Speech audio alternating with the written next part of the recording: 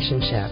Whether one is happy or not in their current situation, where he or she is right now is an important part of learning valuable lessons that can lead to fulfilling one's life purpose.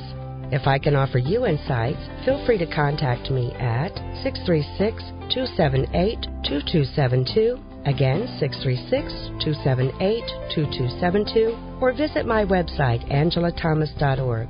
I'm considered a psychic, so I provide accurate and detailed psychic readings for individuals as well as groups. Remember, no matter what influences your life at the moment, live life to the fullest.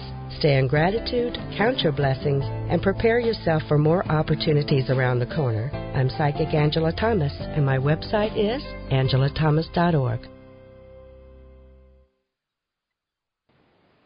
If you are listening to the show and wish to join us in the chat room, visit paltalk.com. Go to the social issues, select Other, and enter the UFO Paranormal Radio Network. Tune in to the Mind Cemetery with your hosts Chip and Nicole every Monday night at 9 p.m. Eastern. Exclusively on the UFO Paranormal Radio Network. We delve into UFOs, abductions, ghosts, aliens, conspiracies, and cryptozoology.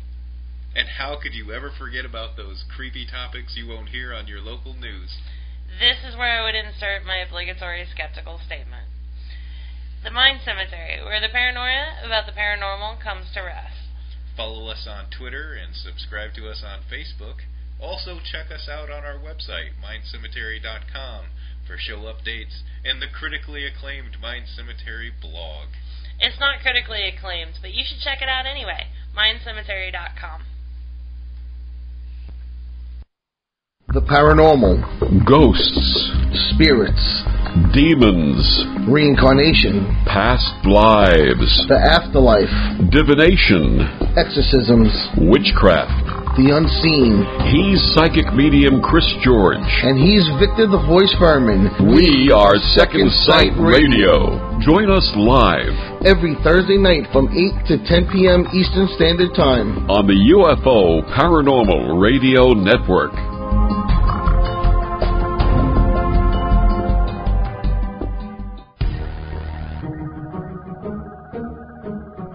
Hi, I'm Stephanie Benetti, and along with Joe Montaldo, we host News on the Flip Side. Come join us every Saturday night at 7 p.m. Central for our 3-hour program. We have opinions on everything, and we're not afraid to share them.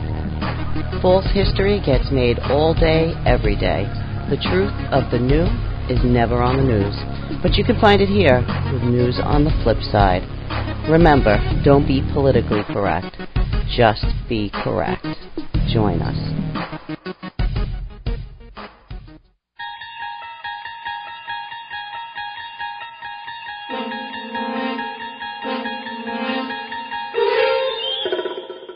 You're listening to UFO Undercover with your host, Joe Montaldo, right here on the Paranormal Radio Network.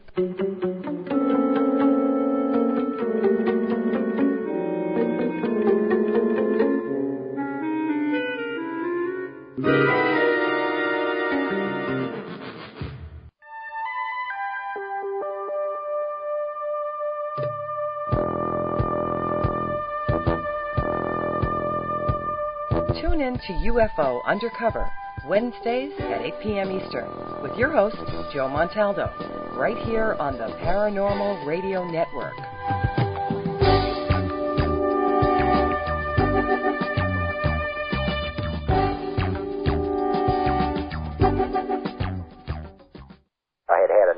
Well, you drove out there into the middle of nowhere and had some sort of loud verbal display challenging ET in general out in the middle of nowhere? That's what I was doing. I actually had a pistol in my hand at the time. I was really ticked off. When I was having this fit, I was waving the gun in the air, okay, and I had this fit.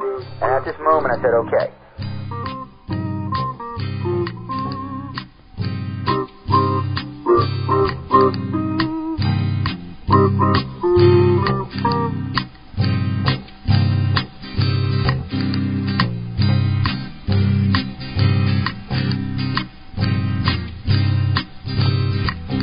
Was a Louisiana man named Montaldo. Folks folks around called him Six Gun Joe. Worked with ICAR, don't you know, investigating UFOs. Out for a drive with a gal one night, they stopped to check out a reporting site when an alien lit right there on the ground, commenced to throwing his weight around.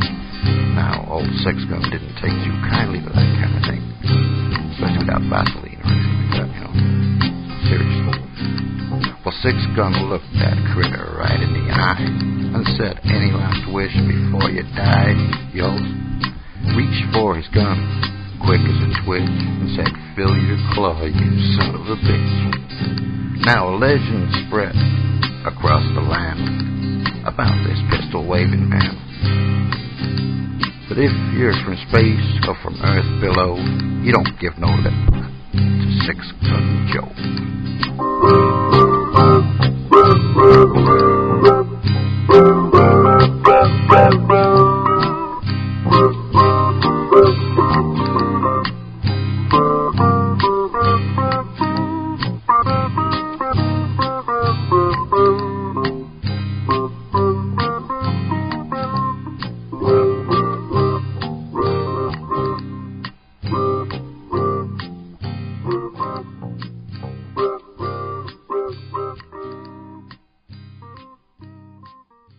Welcome to UFO Undercover with your host, Joe-Montaldo.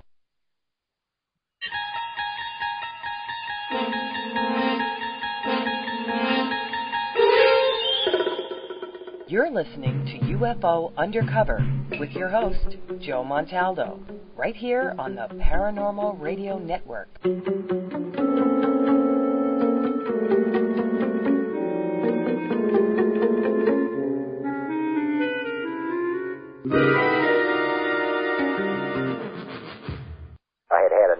Well, you drove out there into the middle of nowhere and had some sort of loud verbal display challenging ET in general out in the middle of nowhere? That's what I was doing. I actually had a pistol in my hand at the time. I was really ticked off.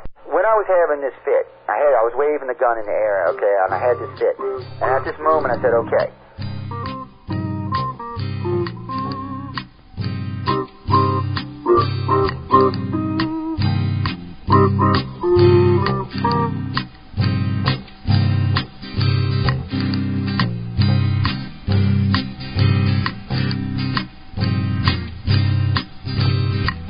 Was a Louisiana man named Montaldo. Folks around called him Six Gun Joe. Worked with ICAR, don't you know, investigating UFOs. Out for a drive with a gal one night, they stopped to check out a reporting site when an alien lit right there on the ground, commenced to throwing his weight around. Now, old Six Gun didn't take too kindly to that kind of thing, especially without Vaseline or anything like that, you know. Seriously. Well, Six Gun looked that critter right in the eye and said, "Any last wish before you die?" Yo, reached for his gun, quick as a twitch, and said, "Fill your claw, you son of a bitch." Now a legend spread across the land about this pistol-waving man. But if you're from space or from Earth below, you don't give no lip to Six Gun Joe.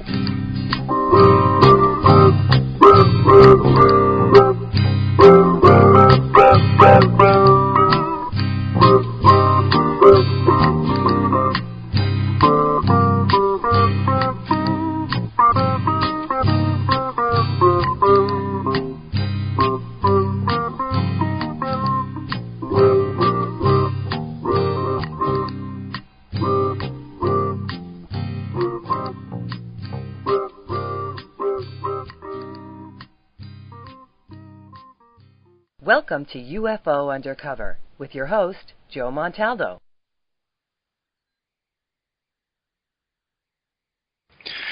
Good evening, everyone, and welcome to another episode of UFO Undercover. Like Natasha just told you, I'm your host, Joe-Montaldo. I hope everyone's having a great evening, great morning, great afternoon, wherever you are on our beautiful blue planet. You know, I say it every week. There's nowhere else I want to be on Wednesday night but right here. I love coming here when we got gas, when we don't have gas, when we're just ranting and raving, when we're taking calls, when we're talking serious. It's just my favorite place to be on the planet. It's just... You know, I learn a lot on this show. We teach a lot on the show. We learn a lot on the show. You know, I get these people who write to me, and this has always been a sore spot of mine. And I'll ask our guest in just a minute who's going to be Margie Kay, but it's always been a sore spot of mine. You know, I get a lot of this, expert this, expert that, expert this. Okay. In reality, I am an expert legitimately with a degree in electronics and avionics and in several aspects of construction and contracting because of what I do for a living. I own a maintenance company and a construction company. But ufology, abduction research, and the paranormal is an entirely different thing. First off, there's no real formal courses in like what I would consider. There's courses, don't get me wrong, but not what I would consider to be a formal college course. And on top of that, really, since we're all just kind of learning, there's no such thing as real peer review in the field yet, it's really hard to call anybody an expert. Maybe a knowledgeable source, maybe a knowledgeable person.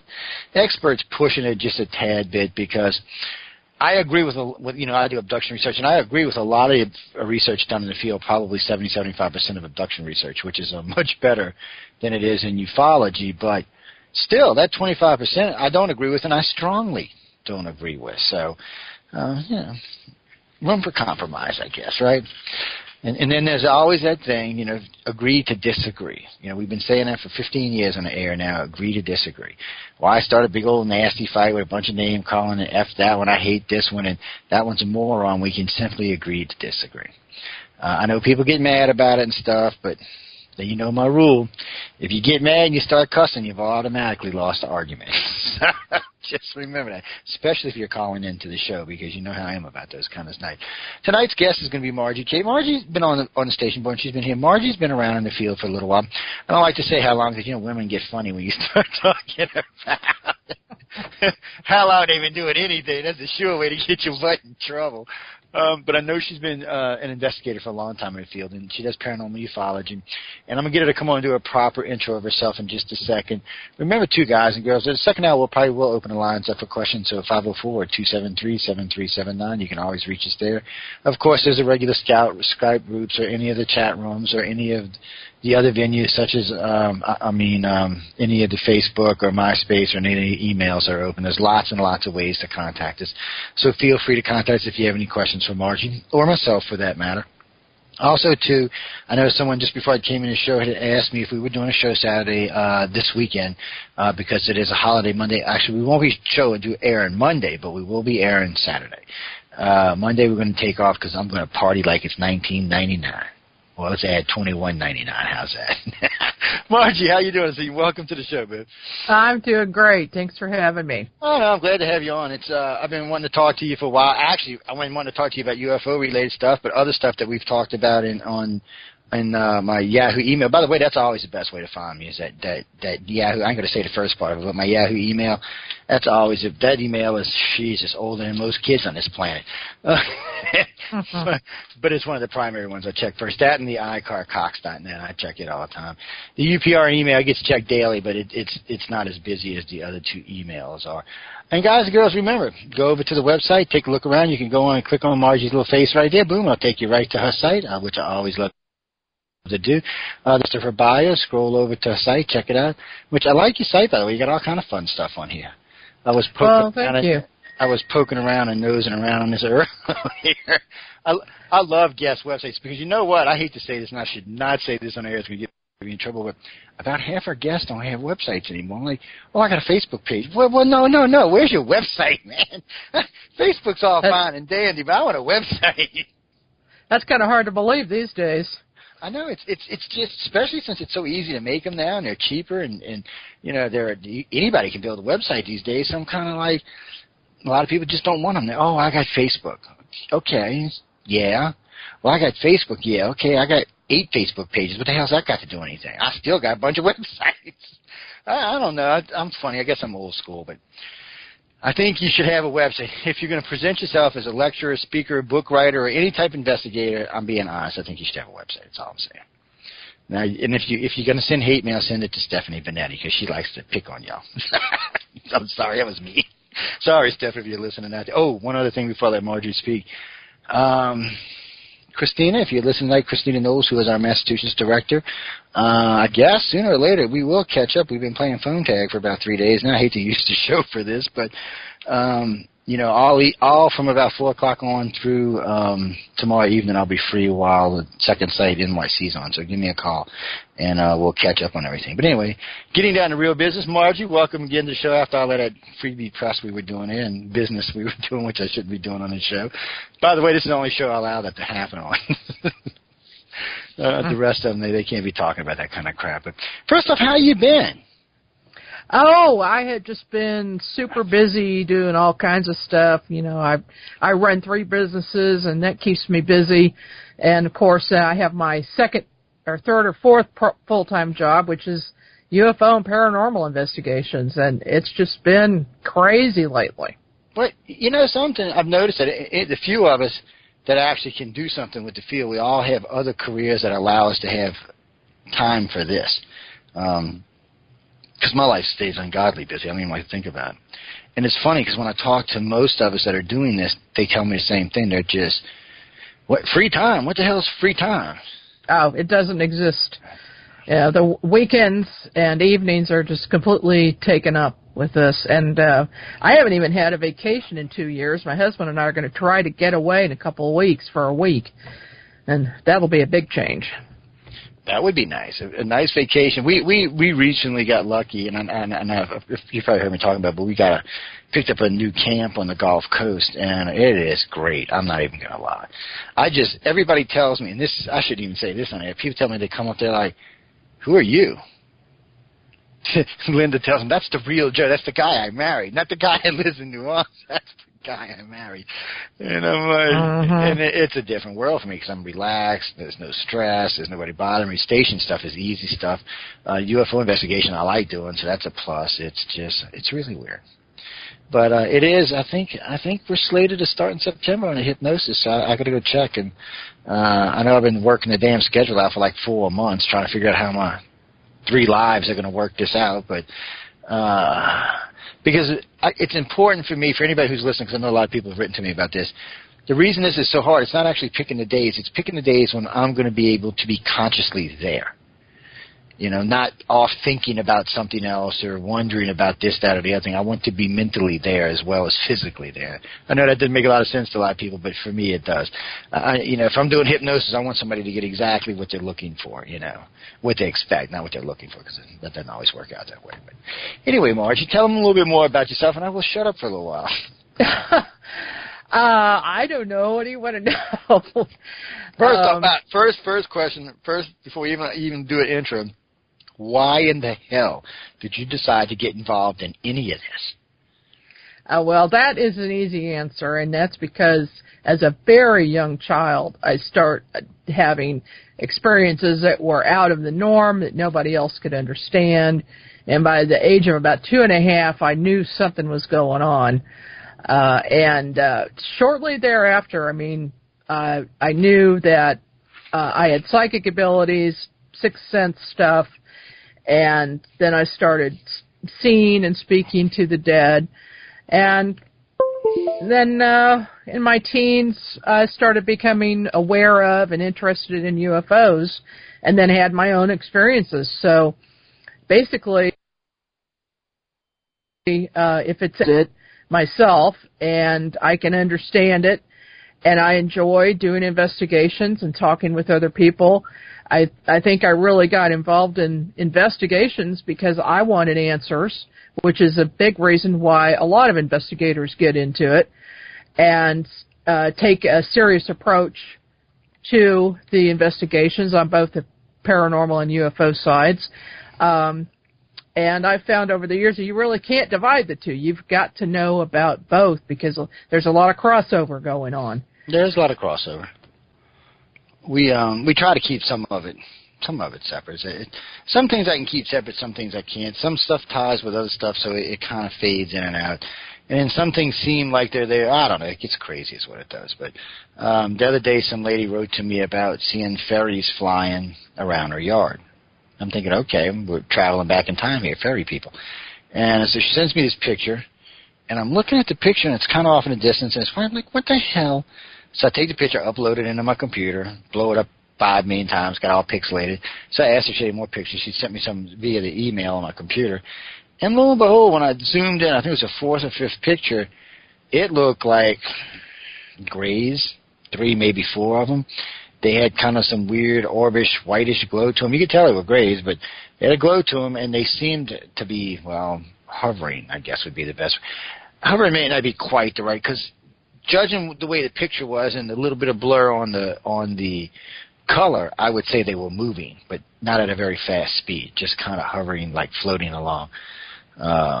You know what, Joe? That's not the first time I've heard that. And, in fact, recently there have been a lot of photos come to me, and some I've even taken myself, of little lights, what people think are little lights floating around, or orbs. And then when you blow the pictures up real close, there are ETs inside of them. Yeah, I don't know what it is. They're small. They're small, so I think that's where the fairy idea is coming from. And, you know, there's a lot of history having to do with fairies that goes way back. And in some of this folklore, they talk about the little people who steal children in the night. And it makes you wonder if the fairies were really not alien grays. Well, I would think they probably were. I mean, a lot of what we consider little people I would think were probably grays or something like grays. But it's weird because when you hear them describe it, I'm thinking, well, are they really that small? Are we seeing them way off in the distance? Or is this the point where they're moving? Because, you know, grays have the ability to take you out of time and space through a dimension. So is this the point where they're leaving and entering back and forth in dimensions? Maybe as they're going in, they shrink down. As they come out, they grow. I mean, I don't know for sure. By the way, it's sheer hypothesis before anybody writes to us tonight. Sheer theory, I should say. It's just there must be some reason why. So I'm figuring, I don't want to assume, but I'm figuring it's because they're moving in between the two dimensions. Or maybe it's the way the craft brings them up and down. It's hard to say what it is exactly, but they do seem to be moving, and it definitely seems to be grays. And it definitely seems to startle the daylights out of different contactees who have seen them over the years. And so far, in this type, I've only had contactees or abductees, whatever you, experiencers, actually see them. I haven't, what I would call everyday people, haven't seen them yet. So maybe you got to be maybe you have to be in a certain light to see them, or maybe just being a contactee or an abductee gives you enough of, oh crap, you can see them. Because I'm still hardcore on UFOs. That I think probably 99% of all UFO sightings are either when you're being picked up or put back. That's why I have such an issue with, everybody just sees UFOs. If that was true, everybody would be getting abducted. I'm sorry, I should be nice about it. It's a tough one, but what do you think? Sometimes I wonder. I honestly had a conversation with somebody last week, and I really think there are a lot more people being abducted than most people think. Oh, yeah. You know, there are so many things that about the phenomena that just cannot be explained. Like, why is it that we have our memories completely taken away from the event, and then all of a sudden something triggers a memory, or if you have a hypnosis session to find out what's going on, ETs are involved. It seems like sometimes they don't want you to remember, or sometimes they have a timeline where they let you remember slowly what happened. But you see, that's a good point you bring up, because remember in the old days, people used to say, they'd see deer and owls, and they would say those were cover memories. But see, that wasn't true. Those were trigger memories. That shows you the difference between the researchers of then and the researchers of today. Back then, they thought they were cover memories of the ET putting you back. Well, if ET wanted to cover your memory, they wouldn't have left an owl around that looked weird to you. They would have blocked everything. There's no reason for them. I know now for a fact there is no reason for a gray to leave anything in your head unless it's on purpose. So what we've learned over the years is they set up trigger memories. That's why we've always said UFOs are actually trigger memories. That's to remind you that something just happened to you. They want and don't get me wrong, everybody who's listening, they don't want everybody to remember. Probably less than 5% of contactees that are being taken, they want to remember. But that is people who have shown through one way or another that they could be useful for whatever it is they're doing, whether it's spreading the word, recruiting, looking for people, helping guide others who contactees through the awakening, whatever it may be. They've seen a usefulness in you. But the rest of the people, and I say this all the time, 99% of all contactees will never remember. They will never know. Maybe a weird dream every once in a while, but other than that, they'll go through their life just like every other person on the planet. So I know they can cover them if they really want to cover them. If they really want to wipe them out, I know they can do it. But I used to be all into, they do this, they do that, they do this, and I've seen enough contactees now to know if they want to wipe your memory, they can wipe it. They don't have to let you remember anything. The only reason they're doing that is they're wanting to see if you can be useful, if you can be trusted, or if you can be involved in something else they're doing. Because I think, Margie, a lot of our friends in the field forget sometimes that this isn't just one agenda. There's a lot of agendas running here. No, I agree. Yeah. There are a lot of races, or a lot of different types, and a lot of agendas, that's for sure. Well, I would venture, there's no way of knowing for sure, but I would think the Greys are probably running at least 25 to 250. I mean, I've heard enough weird stuff about the Greys that I know they are. The reptilians are, the humans are. The little brown guys that we call up the cleanup crew, I'm not sure what the hell they're doing. The light beings just seem to, be light beings. All the New Agers tell me they're like God. I'm like, okay, well, that's good. As long as they're not hostile, I'm happy. Look, as long as they're friendly, I'm all for it. And then the little blue ones, I heard Whitley Strieber just recently talking about them again. And, oh, really? Yeah, I try to stay away from him, but I like Whit. I don't know. He's changed. He's a nice guy. He just seems to change. I don't know what he's saying sometimes, I guess. Maybe I should pay more attention, or maybe I should just have him on the show and just ask him. Well, his experiences were a little more negative than what most people have happened, and so that's. I mean, I was talking to a new abductee recently, and she said she was just too scared to even read his stuff. Yeah, there's some scary stuff in there, just like David Jacobs. This is scary, but something we figured out early on was we know they start abducting pre-birth. We know they abduct children, and we know they abduct all the way up through your life unless you're no longer useful, then they quit. As far as you trying to force them to quit, that ain't never going to happen. But they seem to have the ability to know, or maybe it's just because they've been abducting us for so long, they kind of know who you are, what to kind of expect out of you. Or maybe it's because they abducted your mom and your grandmom and your great-grandmom and your great-great-great-grandmom and so on and so forth. I often wonder this, Marge, just something you might want to think about. If there's truly reincarnation, does these Greys stay with you through reincarnations? Well, I have to... There's a lot of stuff. Go ahead. I'm sorry. Yeah. That's something I've been thinking about a lot lately. And I think I'm in telepathic communication with a couple of different ETs. And I have asked that question. And they have told me that they do follow DNA lines, but they also follow people through many, many lives. And some, in fact, I have one that's attached to me, as not in physically attached, but he is sort of like a guardian. And he told me he has been with me for every one of my lifetimes and has actually shown me pictures and events that have happened in my past lives that have to do with him and others of his type that were helping me along. Well, it's interesting you said that because over the years, I've had contactees tell me, they've had like Indian guides, different spirit guides, dragons, wolves and stuff. Well, we decided, this is, like 18 years ago, when I was really just barely even knew anything about hypnosis. We decided to try and see if we could get in somebody's head to make sure they were seeing an Indian guide. Because of something that happened with this person speaking what sounded like dolphin, I said, well, we need to really try to check into this. And the more we checked into it, the more it seemed like, no, that's not quite what was going on here. There seemed to be something underlying going on here. Wait, now come on, people, don't be texting me 5 million things. You made me lose my whole train of thought. Hold on, guys. Let me turn this off, Margie, so we don't have to get bombarded by... Hello. Okay, now where were we all? Sorry. I was paying attention, and then all of a sudden these 5 million things popped up on my screen here. What the hell were we talking about, Margie? I'm losing my brain in my old age.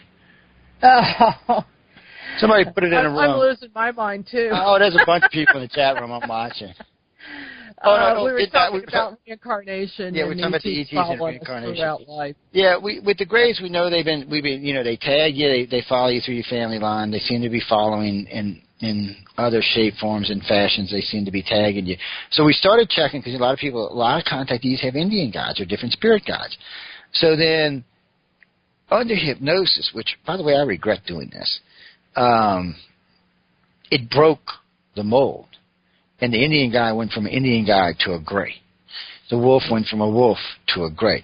The other one went to a reptilian, the other one to a human. And I started really feeling bad about this because people use those as props, stuff to help themselves to get through things.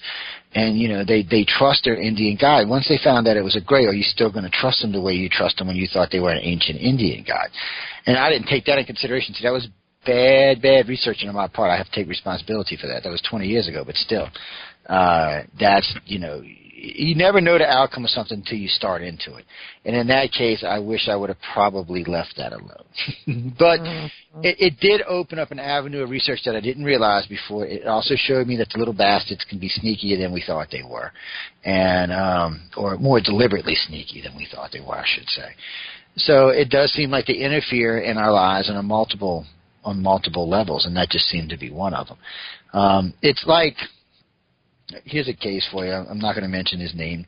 This beautiful one, we get a bunch of these cases from time to time, but we get these cases that come in, these beautiful women, these beautiful men. A guy calls me about a year ago. This beautiful woman's coming in seeing him, and they're having sex, okay? Okay.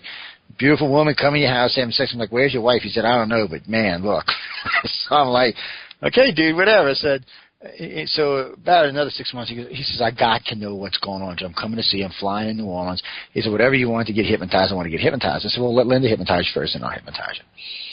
So we start going in, and we get about halfway through, and he's like, it doesn't feel right. Something to touch, when he's touching her, it doesn't feel right. So I took over the hypnosis. We're sitting and talking, and I was like, well, just describe the feeling, Just try to, don't open your eyes, just run your hands and describe feeling. He says, this feels like soft, like suede or leather, kind of coolish warm to the touch. Not like hot, but not cold, just kind of, it feels kind of warm but kind of cool at the same time. And I said, well, that sounds like leather or suede. I said, what are you, making love to a couch? And he started laughing, and then when he opened his eyes, he realized it was a female reptilian. Oh, boy. This poor guy. He jumped, I don't know, knocked my camera over, jumped. He was 10, 15 feet in the air. It looked like he was going to go up through the drop ceiling for a minute. And he looked over at me, and he said, oh, I hate you. And that's not the word to use, but it's radio, so I can't use those words here. And he said it was such a great fantasy. And I said, well, what, you don't love the reptilian chick? He said, Joe, she's a lizard. I'm like, so apparently from you, she's a hot lizard. But we get so many of these cases like this. That's why I tell people when they tell me about these peace, love, and light, overly flowing, gorgeous aliens, I get a little bit nervous because I'm thinking they may not be what you think. And it's not that the reptilians are evil or bad or anything. It just, I guess that's their way of doing it. Like we all might wear makeup or costumes or whatever. I guess they're kind of scary reptilians. They got a thing for humans, which I'm not even sure what the hell that's about. Their appearance to us is pretty creepy looking, and most humans cannot stand it. And I don't like them. Yeah, I can't see any female being happy with a 500-600 pound reptilian. I'm just, but look, I'm a guy, so we're going to leave that alone. It's just weird, these experiences. So, and what happens is they build like their own little cult around the experience. Like, okay, he's an Arcturian, or he's this or he's that, and he's here to love me and take care of me and this, which all may be partially true, because the reptilians do seem to be possessive over their humans, but still, I mean, it's all a fraud and a lie at the same time. Yeah, that's one of the biggest things about this whole phenomenon that is frustrating, because we don't know what the true agenda is of any of them. They can be telling us stuff. I mean, even the guys that that I'm telepathically in communication with and have seen in person at times, and who seem totally benevolent and, help out. Sometimes they've helped me during illness, things like that. But who knows what the true agenda is. Their intelligence and their technology is so much further advanced that the overall picture, I don't think we'll probably ever understand. Not with the limited understanding of humans have. Maybe 500,000 years, maybe somewhere along those lines. Yeah, way in the future. Way in the future. Well, I recently started confusing our fellow ufologists by accident when I said that. Did anyone ever stop to think that, the Milky Way is eating up the Sagittarius galaxy and it's depositing stars and planets all over the Milky Way? And did you ever stop and think that we may have been from there and that's why the aliens are interested, or the aliens may actually be from there? I said no one ever stops to think that they're, we always assume they're from here, there, or the other place, but everybody forgets there is a galaxy being devoured by our galaxy as we speak. And I imagine if there's life in this one, there was probably life in that one. So the two together, it opens up, and they're nearby. It's near to our neighborhood. Relatively speaking, in time and space, it's nearby to us. Matter of fact, some scientists seem to think Earth may have been deposited here from that galaxy. There's a big hubbub and argument about it, but 1 month, it's, oh yeah, 1 month, oh no, 1 year, but it's quite possible because we're so relatively close to the other one. So it's a strange. It's strange, but it wasn't somebody expected. I'm like, well, the Greys might be from the Sagittarius galaxy. Might be why they're gray looking or why they're reptilian looking. I said, we're just assuming. I said, remember this. I said, almost 99% of all contactees agree on one fact, that the aliens communicate telepathically, not with words, and usually with images of some sort. And I said, images are interpreted by the person. I said, if I image you a saucer, a cup, and some fluid in the cup, and it's half full, what exactly am I imaging you? You want a cup of tea? Is that what I'm saying? Am I telling you the cup is half full? Am I talking about the saucer? Am I talking about the hand? That's left up to the person that's got it and the other symbols that came with it. So it's and humans don't always interpret things correctly. Let's just be honest about it. It makes for challenging. Because I asked one time, we did a questionnaire where we asked 100 contactees subconsciously when they got picked up next time to ask what was the name of one of the alien races. I'll tell you this much, Margie. All 100 came back with the same answer. No. All 100 came back with the same answer. You know what the Okay. answer was? What? You couldn't pronounce it. Actually, they said there was no way to pronounce it with a human mouth or tongue, is what they said. It couldn't. Well, now I'll tell you what. I have heard that. I have a contact with an ET, and he told me I can't pronounce his name, and couldn't understand it, and then told me to just call him Mantis because he's a mantis being. Yeah, he said it's because the way our ears are set and the way our mouths are shaped, we can't vocalize what it is. I guess it's on a different pitch or a different range.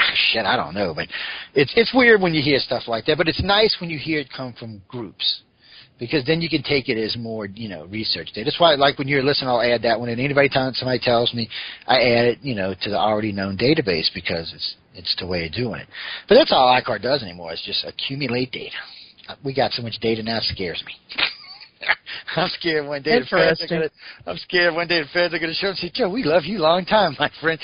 Well, that's why people in the field, I'm not going to mention their names because I'm polite, but they like to go around and tell people we're in charge of MILLAB abductions and we know who all is going to get MILLAB'd and when. Yeah, don't we wish? I'd be waiting there, buddy, with a camera. Don't even think I wouldn't be. Now, do you have your data? Is that available to the public? It's only available to ICAR directors, and they have to be under a non-disclosure agreement because, and in all fairness, some of it is. Okay, let me rephrase that. The reptilian, human, and gray questionnaire are all available to the public. So is the blood type study and the mosaic report. Those are all available to the public. Everything else, no, because, one, abduction criteria, we gave away about 40% of what we consider abduction criteria over the last 10 years, and all it's done is made our life more miserable because it makes it easier for people to try to hoax it. which I still don't know why people want to hoax being abducted, but hey, they do. So kind of cut back on that. But directors are allowed to have access to anything they want. It's just because they're under a non-disclosure agreement. The only reason we did that is it's one of the reasons we have so many more contactees than anybody else does. They know when they contact us, it ain't going nowhere that they don't want it to go. It's going to stay right there, and we're not a 501(c)(3), which means the government cannot come in and review our donors or our members whenever they want to. They would have to drag me in the court, get a subpoena, get a warrant for some reason to come get this data out of my house. It's one of the reasons we chose to go private over 501(c)(3), because I was told by my attorney, actually by two attorneys, including Tree Sheridan, if we did that, we were risking that, because by law the feds can check your donor list anytime they want, and they can see who your membership list is because it's a non-profit organization, so they have the right to check. Under private, they don't. And I also found that under private organizations, people are willing to donate different types of money and different types of services because there's no way for it to get out to the general public. One of the biggest bitches I had when I was MUFON is I had companies that wanted to donate money, but they were scared that if they gave it, down the line, 5-10 years down the line, it might be made available to the press or somebody else. I mean, look at poor Bigelow. I shouldn't say poor Bigelow, but he goes and tries to buy a MUFON. It's all over creation. It's like 2 days. That's something else. I talked to James Carrion about that. He didn't seem to be happy about that whole deal with Bigelow. Well, I think there's a lot there behind the scenes that nobody knows about. I agree with that. And I can tell you, based on what Bigelow's been involved in, I am not going there. Well, I'm not even talking about it. Well, I don't worry about him so much because we got 2 or 3 friends that revolve in the same area, so that's cool. And he's I talked to 2 of his assistants. I've talked to 2 of them because they had approached us a while back about abduction stuff, and I said, no. I told them what we do. I said, we're private, and everybody's on non-disclosure agreements and stuff like that. I said, we couldn't really help you out any. There's nothing we could give you. What he wanted was first run on any new abduction cases or any new landing cases. He wanted first run on. And I was like, I can't do that. I don't even know how the hell you do it. I said, you'd have to come take me out in the field with you one day and show me how you did it. And I said, I'm not going to jeopardize somebody because you're looking for whatever, some way to make yourself richer. Come on. But anyway, Mr. Bigelow, if you're listening, we do still love you, sort of. Sharon, we love you better. We know you're the one that controls him anyway. It's one of those things. But what are you going to do? Give me the money, show me the money. And that's another thing. When anybody gives you any kind of real money, they want something in return. No, people, you donate. Donate because you want to help her. Get the hell out. That's all I can tell you.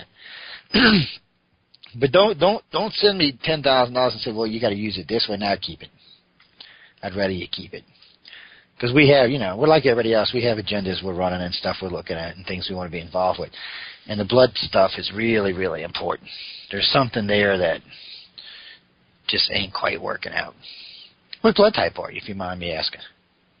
I'm A positive, and I know that's odd for abductees. No, that's not odd. It's not. See, that's where everybody gets confused. I mean, it's rarer, but the RH negatives are running higher. But what's funny is recently we went back. We decided I was going to save this for my next CDC, but we had recently gone back and we decided to go. We removed RH negative from the picture because we already know it's a dominant. So we took it out and moved it. So we wanted to see what was next. Mm-hmm. Yeah, you should smile. Really? Yeah. And I was just surprised to see it. I really was. We thought it was going to be like, because originally on the site it was the O positive, and then the A positive, and then A, B, and B were about the same. But with the new 5,000 that came in over the last 18 months, it flip-flopped. It went AB. It actually went. Let me make sure I got this right. Hold on. Let me pull this up so I can see it. Let's see. It went AB, A, O, and B, which was just weird because it was O, A, B, and then AB. So I'm not, and ABs are already fairly rare. What is it, 3% or something? 2% of the world's blood population. I mean, it's a low percentage to start off with to be running so high. So what it showed me is the two rarest bloods on the planet, which are AB and RH negative, or the ones they are most interested in. Mm-hmm. Both are mutations, by the way. That just straightens it out even more. It's teaching me a lot of them. Actually, it's just making me ask more freaking questions. Well, that's always the case. The more you dig, and the more you think you're going to get answers, you just have more questions. But they'll be posting the new findings later in the year, just to update, because the old site's out of date, so it's got to be updated. But we'll put it in there just for people to look at it. So you got 5,000 replies to your questionnaire. Actually, for the blood type study, it's at around 9,600 now. Oh my! There's 3,600 on the primary site, 5,000 on the two ICAR sites. Well, one of them just came down, but it was two ICAR sites, and then the original ones that came in with the application. See, we've got it set up where you can go in and take it, but it's also asked in the questionnaires. So all the different questionnaires, we've got, I want to say the Gray questionnaire is up over 9,000 or 10,000. It's the highest one we got. Actually, I think it's like 11,500. The reptilians around 7,000. The humans around 6,500. So each one of those asks what blood type you are. But you got to watch that, because that becomes double, you end up doubling over on yourself. So you got to kind of watch. So we had to allow like a 25 or 30% overage there, so we took that out of the pot. So the numbers would be higher, but since we don't want to cross everything over and mix it up, we're trying to keep it as pure as possible, because it is posted, and we want people to look at it and see what they can come up with. It's not something we want to hide. It's not something we want to keep secret. We want the whole field involved. Because, frankly, you're doing research, Daryl's doing research, Yvonne's doing research, Mary's doing research, up there Starborn's doing research, everybody's doing research. So if everybody's doing it and everybody's getting things, I've got other groups sending me, their list of bloods in their organizations, and it makes a difference. It does show that they definitely have an interest in our blood, or they created. I don't know how to say it, Margie. Honestly, I don't know if it's an interest in our blood, or if it's something they've added to our blood. Because O negative well, everybody forgets O negative is a mutation that just popped up out of nowhere for no reason 25,000 years ago. For no reason. There was no reason for Rh negative. It was actually working against Mother Nature. It killed babies. It caused, they had to invent the anti-dinogen D gene just to stop it. So it's not something Mother Nature should have made on her own. Mm-hmm. But it is the purest form of blood. I don't know. But it's something for everybody to look at. It's out there. What do you now, who is this? Yeah, I'm going to change the subject. Kerry writes in. Kerry says, hi, Margie. Where are you at, Kerry? Oklahoma. Hello out there in Oklahoma. Where the wind comes sweeping through the trees. Do they have trees in Oklahoma? Just kidding for you, right? What's your question for Margie? Oh, he wants to know, it says, has Margie worked in any cases where ghosts and ETs seem to have been present at the same time? Well, that's an interesting question. Well, yes, I have.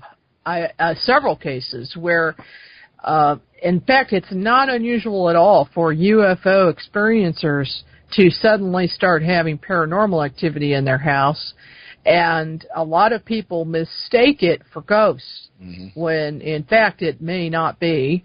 I had one lady not too long ago in the east part of the state of Missouri, who had a lot of poltergeist activity suddenly start. She thought that she was having demons or ghosts in her house, and they were walking through her walls and pulling her blankets off of her, slamming doors, the standard poltergeist type stuff. And so I said, well, have you gotten a good look at these? And she goes, oh, yeah, I have. And I said, well, why don't you draw me a picture? And she did. She sent it to me. They were ETs. And she thought they were ghosts, but they were the typical alien grays. And she said, well, they were ghosts because they were walking through walls. She didn't have much frame of reference for the ET phenomena. She was isolated out in the country, didn't have a television, or if she did, it was, just local stuff. and she didn't have internet. So she was cut off from the rest of the world that really, you know, with the internet and cable now, we're all exposed to this sort of thing, but everybody isn't. And she did not know that this was an ET experience. And once we got that established, then she started watching the skies and noticing lights outside at night, things like that. So she's definitely an abductee. Yeah, well, I've seen it. I mean, I got called on a case in Pensacola, Florida. Ladies, I got stuff flying around, cans, this stuff flying. So we walk in the house, and sure enough, we get in the kitchen, and there's a bunch of crap just hovering, like and kind of moving around in a circle in the floor. And I'm like, she said, see, it's a ghost. It's a poltergeist. I said, I don't think so. And I just walked in the circle and said, I got you, you little gray bastard. Everything just dropped, and you seen it was like a blue flashlight, and then you seen these two grays standing at the door, and the one standing behind me, looking at me like, "Yeah, I got something, all right." Oh, did you get that on film? Oh God, we got what we got was you got my face like looking like it's about to melt, and then you've got a blue-gray blob, a blue-gray blob, and a blue-gray blob. You can see all three of them outlined, so in the film it does make them look like ghosts. But when you're standing there was like 7 of us there. Everybody seen the same thing. It was just. I'll tell you one of the freaky ones, Margie. We went to Florida one time with 15 contactees. We've been known to do this over years, take a group of contactees and go to a hot spot. We're in Navarre Beach next to Eglin Air Force Base. The girls are walking in front, we're walking in back. The fog is so thick, you can't see your hand in front of your face. So I heard one of the girls saying, y'all stop getting so close to us and kicking sand on us. Well, we were like 30 feet behind them. I'm like, what the hell are you talking about? So we started picking up the pace to see what was going on. All of a sudden, we started seeing these footprints. I don't know, about 7 inches long, 6 inches long. And with 3 toes on them and like a ball heel on it. I'm like, what the hell? And one of the girls said, I'm telling you, that's one of them little, beeping grays, one of them little 3-footers. I'm telling you what it is. I'm like, no. So we finally catch up with them, and there's nothing between us. And they turn around, they see the footprints. We're snapping shots, which actually we got a couple of those. So we walk into the gazebo, we sit down. And we're all sitting on the floor, all 15 of us, and we're talking, and we're listening to wind blow, because it's Pensacola, it's summer, it is beautiful. There's no light pollution out there. The water's emerald green, the stars are just stunning. So you see this bright white light off to the right of the gazebo, and I heard Canuck Mike, he's from Canada, he was down. Matter of fact, some of these people were down for Katrina working with us. And I hear him say, oh my, beep, beep, beep, beep. And I look up, and a couple others look up, and you see this gray crawling down this pole like a cockroach. Oh. And everybody just freaked. He came straight down, and somehow halfway down the pole stopped, turned, and then brought itself and was standing up looking at us. Next thing you see is some white light, and then next thing we all remember, we're driving down to Blue Mountain Beach. Like, huh? Everybody in the truck's like, huh?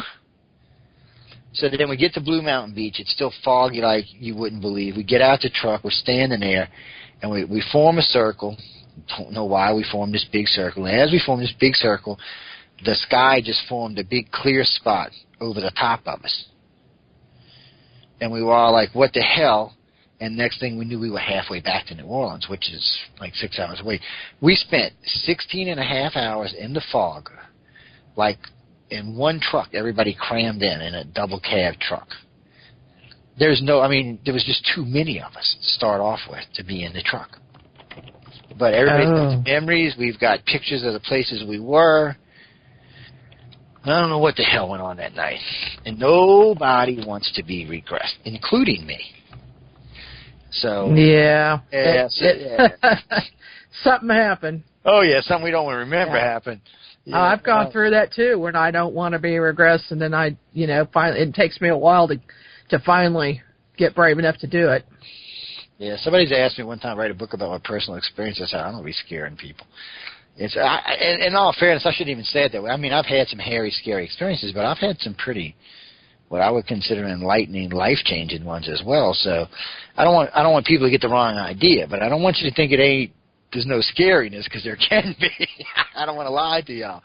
But I got to be honest, from most of our research, we found that most of what I would consider bad stuff really happens from when you start puberty up to about 25, 28, and then it seems to quit after that. Whatever it is they need to do physically and mentally, that's when they seem to do it.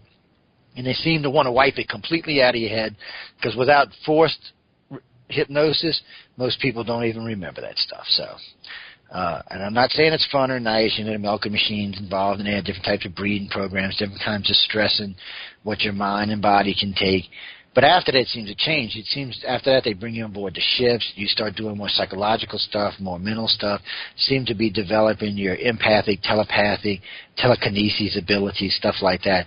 And I don't know if this is true for you, Margie, but a lot of contactees tell me that when they're on board the ship, one, they seem to know a whole hell of a lot more. It's like their brain has expanded tenfold, but their psychic abilities seem to have expanded 8 or 10-fold as well.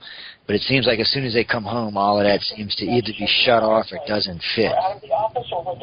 Oh, yeah, I would have to say I agree with that. And because I remember being on craft, seeing a lot of detail, and being shown, say, future events on what looks like an LCD screen, things like that, and symbols and things that when I get back, so to speak, I don't understand. And then it fades. It starts fading out. And it's so frustrating to not just be able to consciously remember that when at will, and some of it I do remember, but then other things, I know there are other details that I don't. And I have to go under hypnosis to try to recall it. And in some cases it's just blocked, and I may never know what it is, or it might take a year or 10 years to remember it. Well, that's what I specialize in, breaking blocks. I always tell people the same thing, though. Be sure. Linda specializes in regression, and she does a damn good at it, and I just do what most hypnosis would call aggressive. It's I will take you to a deeper realm at a faster pace, but I give you more control over hypnosis than other hypnotherapists will, because I allow you to pick and choose the scenes, and I can allow you doing the hypnosis to either experience it or not to experience it, but I don't have to take you in and out like most of them do to do it. I'm really, really good at breaking blocks. I mean, it's what I decided to specialize in, that and regression hypnotherapy. But it was because a couple of our good friends had really hardcore blocks, and they just wouldn't go away. We tried everything. We tried bringing them to all kinds of hypnotherapists, and so over the years working with them, I found what works and what doesn't work. And what it does is it doesn't make it as hard on the person being hypnotized now, because I know what to stay away from and what not to. And I hate to say this, but I can tell when a contactee is talking to me now, if we're moving into some of them 20 memories that they really don't need to remember, I can actually move them away from that and bring them back into where we're talking to now. But during the whole thing, I want y'all to pick what it is we're going to talk about, what it is that's going to be being seen, and what it is that's going to be experienced. What bothers me, Margie, or I shouldn't say it bothers me, I find a little weird, is how many people want to experience the emotions again. Really? Personally, I would choose to block it. Yeah, see, I'm with you on this. No. And actually, when I have been regressed, I've been regressed a number of times. Yeah. I don't experience emotion. I'm simply an observer, either outside of my body or in my body, and watching what's going on, and I don't experience emotion. And that's the way it really should be. I mean, there's no reason to relive something, whether it's good or bad. There's just no reason to relive it at the time. Oh, yeah, exactly. We're really looking to get to data and information, so I'm telling people, if you don't need to, and I tell people all the time, if some things you just don't need to know. You just don't. I mean, I don't think it's my right to pick or choose what somebody knows, but I really think that some things you don't really do. There's a bunch of stuff that happens in those 20s eras that is not going to do anyone any good to remember. Some of it's hairy, scary, nasty stuff that they're putting you through, but that's why they wipe the memory. So, and I got to say, more and more now, especially with the grays, they're what I call hard wiping a lot of that stuff. So there is no retrieving it. I guess because of people like myself and a few others in the field that can retrieve some of it, they've started hard wiping. So there is nothing to retrieve there. It's like a hard drive that's been cleaned. There's just nothing there. I can tell you, I find a lot of sloppy mill lab stuff.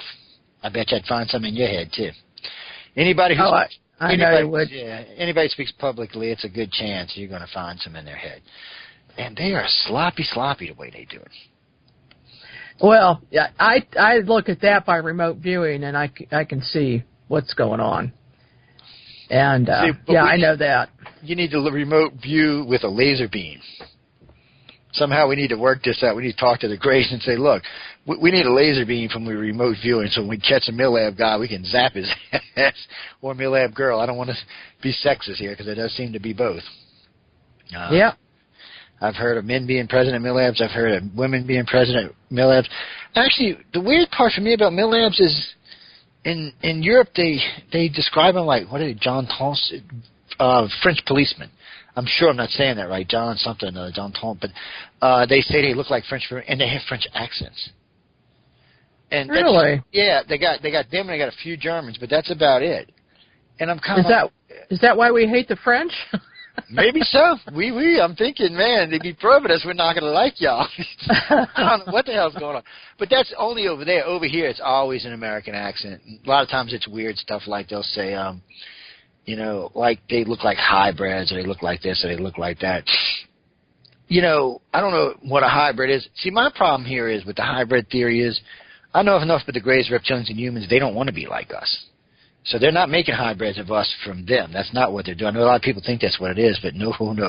The Greys do have emotions. The Greys are very powerful. They're very strong, and they have huge mental facilities. The other two races do as well, and they're not looking to be like humans. It's more like they're using our DNA and their DNA to make a better version of us for the future. Not for now, but for the future. They seem to be growing host bodies. We have so many contactees now that tell us about seeing these rows and rows of bodies, and some of them get to actually use their bodies when they're on board the ships and stuff. So we're really getting a lot of reports of this. So it seems like they're actually designing host bodies for contactees they're going to probably take one day, probably when you die. I hate saying that. Well, we never could figure. MUFON got me started on this, by the way, Margie. When I was working for them way back 25 years ago, we had a buttload of cases that came in of UFOs being sighted over mortuaries, graveyards, and hospitals, and old folks' homes. Really? What the hell was that about? We were like, wow. Really? What the hell? Well, then we had not a clue.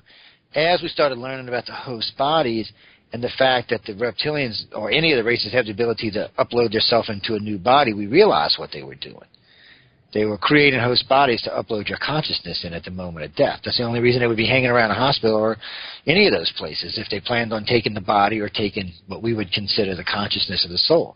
Mm-hmm. It seems to be that they can upload you into whatever, I guess a computer memory, and then download you into a new host body at will.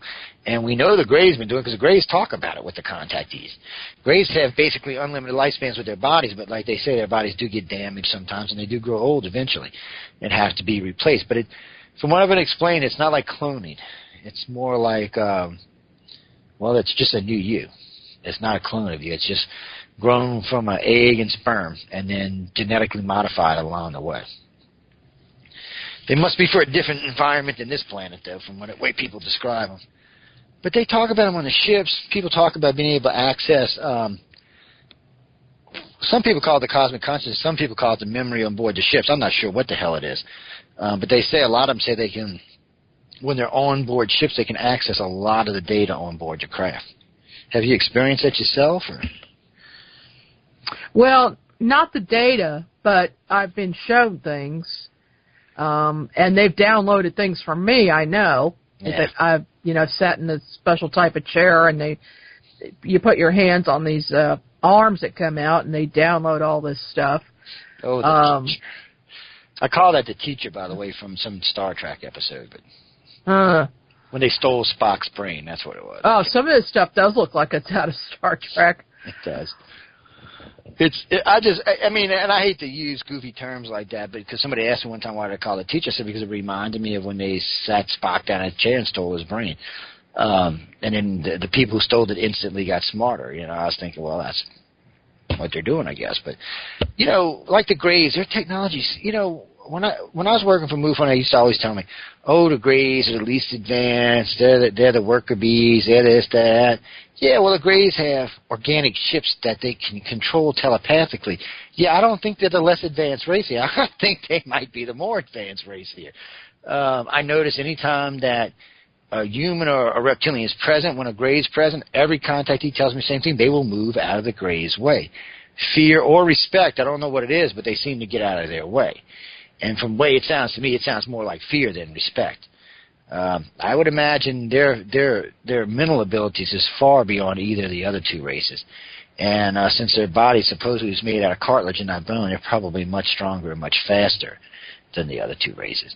You know, I have contactees tell me that a 3-foot Grey drags a 250-pound man by his ankle like he's a potato sack. And yeah, I've heard the same thing.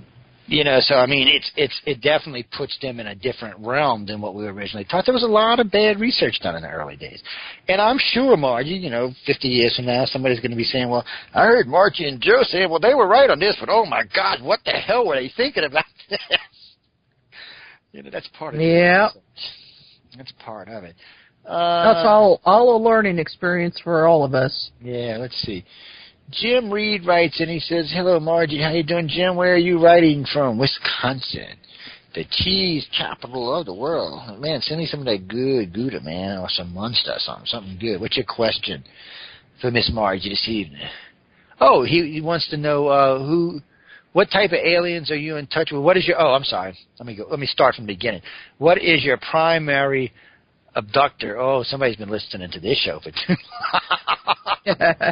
He wants to know what your primary abductor is, and how comfortable or uncomfortable do you feel with the different aliens around you? That's interesting. Okay. Well, with the ones that I know very well, I feel very comfortable around them, and I've got really two primary abductors, if you want to call them that. I call them visitors because I willingly go with them. And the first one is the mantis that I mentioned earlier. He is a 7-foot-tall mantis being, and very, very intelligent, very high energy. He is my guardian, and he trains me, and he showed me a long time ago that many, many eons ago during an early incarnation, I was a Native American in the Northern Plains states, and I have to say Montana because I keep being drawn to that area, and it looks familiar. But I was taken at that time to another planet by him in a ship, and 12 beings aimed these lights at me that were all different colored lights. They looked like laser beams coming out of the end of pens. And they were aimed at different parts of my 7 bodies. Everybody has 7 bodies. And the spiritual body, the etheric, the astral, emotional, mental, etc. And there was a seed implanted in each one of those. So at that point I realized that when you are reincarnated, all those bodies go with you. Everything goes with you except the physical body. And there can be implants in the physical body, and they will work on this plane of existence during the lifetime of that body, and then the implant or the seed, so to speak, won't be there anymore. But it is in the others, and they were put on timers. And different abilities or different experiences were given to me at different times based on that. And he showed me that I'm in this lifetime, at this point, was given many, many different activations. And so that is why I have these abilities that are, 6th sense abilities and beyond that. And that, this was playing a long, long, long time ago. My other main contactee is Valiant Thor. And he came to me in 1985. I did not know that this is the same Valiant Thor who was written about in the book Stranger at the Pentagon by Dr. Frank Stranges. And there's, by the way, a new movie is coming out about that very soon called Stranger at the Pentagon, and we are going to have a premiere of it in Kansas City in March.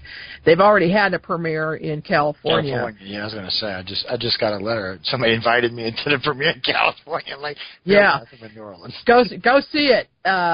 Whenever you get a chance, anybody listening, go see that movie because you're going to see what the story is. But anyway, I'm in contact with him and also one of his assistants on the ship. Her name is Teal.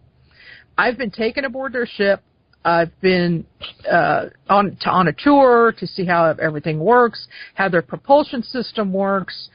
A lot of technical things have been explained to me, and I'm not a scientist or technical, but I'm becoming one because you have to be able to understand this stuff. And I'm just studying it as much as I can, but it's just fascinating to me. And they've also shown me future events. One of the biggest one so far is the asteroid that hit over Russia. And actually, part of it did hit. Yeah. That big explosion, there were a lot of people that were injured, a lot of buildings were damaged or destroyed. And they showed that to me. Well, I always wondered, they showed it to me about 3 years before it happened. And after that, I kept having dreams of the same thing, having these premonition dreams of this thing happening. And I'm like, this is going to happen. And I put it on my blog, and I told everybody when I was doing seminars, I told people about it, that this was going to happen, and I knew it was going to be over Russia. And when it happened, though, some people took cell phone videos, or they had lots of cameras there. A lot of people have cameras on their cars on all the time or something, and they got pictures of this. Well, you can see this object flying into the asteroid and breaking it up. And I thought, you know what? I'll bet these guys did that. I'll bet they took that thing out. They knew it was coming in advance. They showed me, and what they showed me was this huge, massive pit and this huge explosion that was disastrous and covered like 3/4 of the Earth. So that would have been an extinction level event. Did I lose you, Margie? Oh, there I am. I accidentally hit the mute.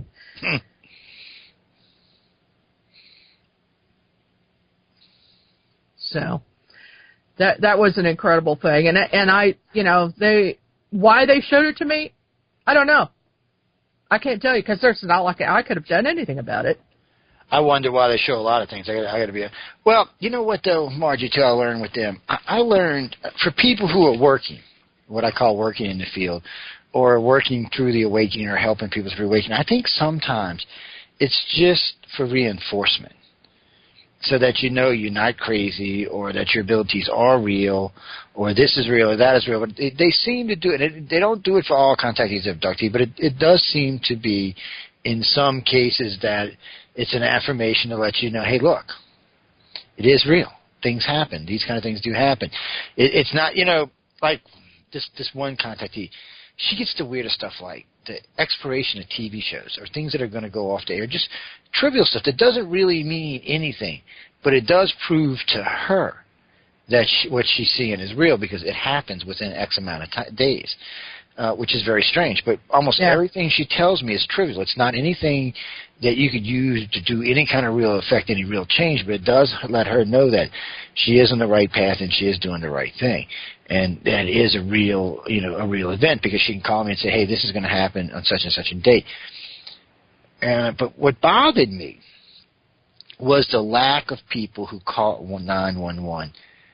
It wasn't the fact that nobody didn't know. I mean, for weeks before 911, people were writing to me saying there's something weird going on and something's happening and something's going on, but no one could really pinpoint anything. And no one really even had a clue of where it was going to happen. They just knew there was something that was going to happen. And then, of course, 911. Yeah, my daughter was one of those, and she actually saw a plane in the side of a building with the building on fire, and she could see the Statue of Liberty from the building. So she was pretty darn close and we knew it was New York. Yeah, but there were a lot of people that did have that experience. Yeah, the sad part, not much of it came out before. I looked hard to see who was actually talking before, and it was very few people. But it was weird that people were sensing it. But it was one of the few times in history that there wasn't usually when something big happens, you'll hear somebody, this is going to happen, or that's going to happen, or this is going to happen. Not in this case. It was almost like it was partially being shielded from us. I hate to say it that way because that suggests that someone didn't want us to see it or something, but it did seem like that. But it might have just been the way it went down, too. Well, people also felt like, who's going to listen? That's true, too. That's a good point. Yeah. Because who is going to listen for the most case? It's I don't know what they're going to do, but we've got to figure some middle ground here where people can talk about this, not be completely and totally ridiculed beyond belief. Because, some of this stuff, a lot of contactees are very gifted empaths and telepaths. And telepathy is much better for getting government secrets than remote viewing is. I was talking with Captain Ed Dames about this about 5 years ago or 8 years ago, whatever the hell it was. And he was telling me about remote viewing and how it works. And he said this is why the government got rid of it. He said because we could remote view like a Russian satellite or a Russian missile launch or something like that. He said, I could even tell you that there was something on the guy's desk. He said, but as a telepath, you can get into the guy's head and read what's on his desk through his own eyes. He said, so that's a much more effective way. That's why the government dropped the remote viewing and the Air Force and Navy picked up the telepathy programs. I'm sure some of the people from remote viewing are still involved, but it got a little weird there. But the government, by the way, Margie, has never denied the existence of these two programs. Oh, yeah, I know. They're formally out there. Yeah, I know people who were in them and one who is in one now. Yeah. Well, people, stop sending me stuff about Obama Saturday, people, okay? Saturday. Leave the Emperor alone tonight. How's that? We love the Emperor. All hail the Emperor. There you go. It's just kind of funny to me because that's another one, since I'm on him, we had 3 presidents since I've been alive, 4 presidents since I've been alive that have obviously had an interest in ufology. Obama may not have an interest, but he said if he could find out anything, he would try to make it secret. Well, obviously, they didn't tell him or they don't trust him. Bush, had an interest, but he never got anything out. The Clintons tried, but got the door slammed in their face more times than I can mention. The only 2 that may have known were Reagan and Daddy Bush. And I'm not even sure why they knew. Daddy Bush probably found out, because, Daddy Bush was head of the CIA for a few years, and then he was vice president. Oh, he knew. Yes, and then he was vice president for 8 years, and then he was president for 4. So if anybody knew, he knew. But what made me wonder, he must have told Reagan at the end of the second term, because Reagan did a couple weird things. Reagan helped to develop Pine Gap. Pine Gap is the United States British defense of outer space. It's located in Pine Gap, Australia. But, by the way, in 2000, the government said it didn't exist anymore. And, of course, we found that, oh, yes, it still does. Then, of course, they did the HARP facility. Well, that's okay. That's another. Both of these. Have you ever seen either one of these places? They have dishes the size of houses out there. And I mean thousands of these bitches. God only knows what they're doing with all this stuff. While he's developing these 2, he develops Star Wars laser missile defense shield. Oh, yeah, exactly. Come to find out the lasers he were building were lasers that were way too big to blow up a missile. Matter of fact, Boeing was using them a few years ago to launch little mini flying discs into space to see, because that's how powerful these lasers were. And these were designed for something much bigger. We weren't planning on aiming at these at something much bigger. And we're not talking about Moscow either, people, because the Cold War had pretty much come to an end at this time. So, Reagan had brought down the wall, so there wasn't no reason to be building these for Russia. Somebody told, and this is the president on 8 occasions spoke about the world defending itself from an invasion in space. So let's see. He talked about invasion from space. He built Pine Gap. He built the HARP facility, and he built the laser defense shield. He knew something, and apparently whatever he thought ain't all that friendly. Or he thought they weren't friendly. I'm not sure how to go there, but I'm pretty sure Paranoid Reagan knew about it. And I'm pretty sure Daddy Bush knew about it. And they said Daddy Bush, the reason we went back to Iraq with Baby Bush is because Daddy Bush knew there was something in Iraq that we had to retrieve technologically wise so that the Arabs wouldn't get it. There was a lot of stuff came out of that. How much it's true, how much is not, that's anybody's guess. And I love all y'all guys I just spoke about, so don't come haunt me. Don't send the haunters to my house. I love all y'all. Clinton, Bush, Reagan, Bush, Obama, I love all y'all. Equally, no less. Carter, not as much, but you know. I'm just kidding. Maybe 100 years before we know the truth, if ever at all. Well, you know, I was talking about this with several other ufologists over the years, and I've had all the exopolitics people on, and Richard and other people, and you know, they're all like, well, we're going to get disclosure, not until you give the government something. I don't think people understand. You're going to have to give the government something. First off, whatever the United States has, it's not willing to share with its allies or its enemies. So I don't know how you can give them a part with that kind of technology. More importantly, they've allowed alien abductions to go on in our country, not just in our country, but around the world. So somebody's going to have to be held accountable for this. Once the government admits that aliens are real, every contactee in this country is going to sue the government for allowing them to be abducted. And then they're going to want to know what the hell's going on and why they're being abducted. Well, the government's really now sitting in hot water. And then on top of all of that, while all this is going on, the country's going to be in an uproar and an outrage and wanting to put people in jail and behead people. And no. You're going to have to, first thing you have to give the government is amnesty. You'll never get to the truth without that one. They're not going to just come out and tell you that we've been abducting, letting aliens abduct our citizens for however long without some kind of amnesty. Unless it is 400 or 500 years down the line and after everybody's dead that knows what really happened. I don't know, guys, but I can't see the government just coming up and fessing up with this without something in return. I would think amnesty would be the best place to start. Amnesty for everybody who mill labbed. I mean, think about the mill labs alone. You know how many lawsuits are going to come out of letting the government going around abducting its own citizens? I mean, that's kidnapping. You go to jail big time for that. You know, I don't. It's what I'm saying. I don't see how at this point they can come out. You know, I'm all for it, but I just don't know how. I know if I work for the government, I ain't going to come out and tell y'all I was taking people. Forget that crap. Margie did it. I'm blaming it on Margie. I get blamed for a lot of things, but not that. she mail-labbed all of y'all. It had nothing to do with me, people. I'm just telling y'all. But, I mean, what do you think, Margie? I mean, what is it? What could we, the people, do to sweeten the pot for Uncle Sam, to give him some incentive? Yeah, I don't think it's not going to happen that way. The only way it's going to happen is if E.T.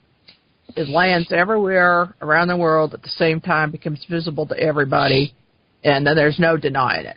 And it's all over the Internet, TV, everything. They're going to make themselves known. It can't be us letting the world know. I mean, our government. I mean, the other governments, look how they've opened up, England, Brazil, Chile, Belgium. They've all opened up their files. They've admitted that they've been investigating UFOs, and UFOs are real. We're just about the only major country who hasn't done that. Well, pretty much in all the Americas, we're the holdout. Canada might hold out a little bit, but we're definitely the holdout in the Americas. Well, even Canada has been more open. Oh, yeah, they definitely. Well, they've got, what's his name running around, too? What's his name? The ex-Minister of Defense. Not Holder, look, I was going to call him Holder. Damn, why did I forget his name? Y'all know, not Hagel. Damn, see, I got all politics in my head now, so I'm getting the wrong names. But y'all know what I'm talking about. He was the ex-Minister of Defense for Canada, and he's been going around for a couple of years now talking about aliens. So you got them. You got the Mexicans making their stuff public. You got the Brazilians making their stuff public. You got the Colombians making their stuff public. The Russians even made... They haven't done anything since the end of the Cold War, but they made a lot of stuff public at the end of the Cold War. The Brits have made some stuff public and then made some more stuff public. The French have, the Germans have. The Australians, not so much. They're not willing to give up. New Zealand, it's very open, just like Japan. It's a very open society. They all have internal organizations for looking at this. You know, pretty much the U.S. is the only one that really doesn't have officially doesn't have an organization that looks into this. And why should they? They already know what the hell's going on. I know a lot of people think we share all this with the rest of the planet, but I got to be honest with you, I don't think the U.S. is all that friendly in sharing. I just got to be kind of blunt about it. I think we're trying to keep whatever technological edge we can keep, however we can keep it. I just want to know when Mr. Gray is going to show up in force and say, hey, we're here. What's up, peeps? Let's all get along, or we're going to wipe out 7 billion and y'all keep 1.5 billion or something. I wouldn't put it past them, guys. That's the big question. Nah, I wouldn't put it past them. Somebody told me, I tell all contactees and all researchers the same thing when it comes to this. You always judge aliens by their actions. Okay? Did the aliens call you up on the phone and say, can I come abduct you? No, you did not. So that shows automatic a level of respect missing right there. It's not that I think they're here to harm us all, because I really don't think they're here to harm us all. It's not that I don't think they have working relationships with humans, and a lot of us, I really do think they do. The hard part for humans to understand, because we're so egotistical, is there's no real common ground between us. I mean, I think the youngest of the species that are visiting here, they say, is like 200-300 million years old. There's just no common ground. There's most everything they do to most humans on this planet is either magic or science that we just can't understand. And in the old world, I can understand why they thought they were gods and deities. I'm sure they could float over water and wave their hands and make fish fly up and cure people by a wave of hand. I have no doubt that the Greys and reptilians and humans could do that. There's not even any doubt about that. So the only way humans could perceive them is as gods. So we got a long ways to go on trying to understand them. And then you know what? And I think in some ways they got a long ways to go to understanding us. I think they thought we were going to be an easier species to understand. We might be just a tad more complicated than our little ape-like brains let on to. I think the Greys were like, what the hell did we get ourselves into here? Well, we're just now starting to wake up. That's the thing. And that's we're just now to the point where we can understand where some of this is coming from and understand some of their technology. Yeah, it's funny you said that, because a Gray a contactee that I was talking to the other day, she said, my Gray said, we're just now getting to a point where we're starting to be interested. And he said, getting and starting. He said, I want to take it out of context.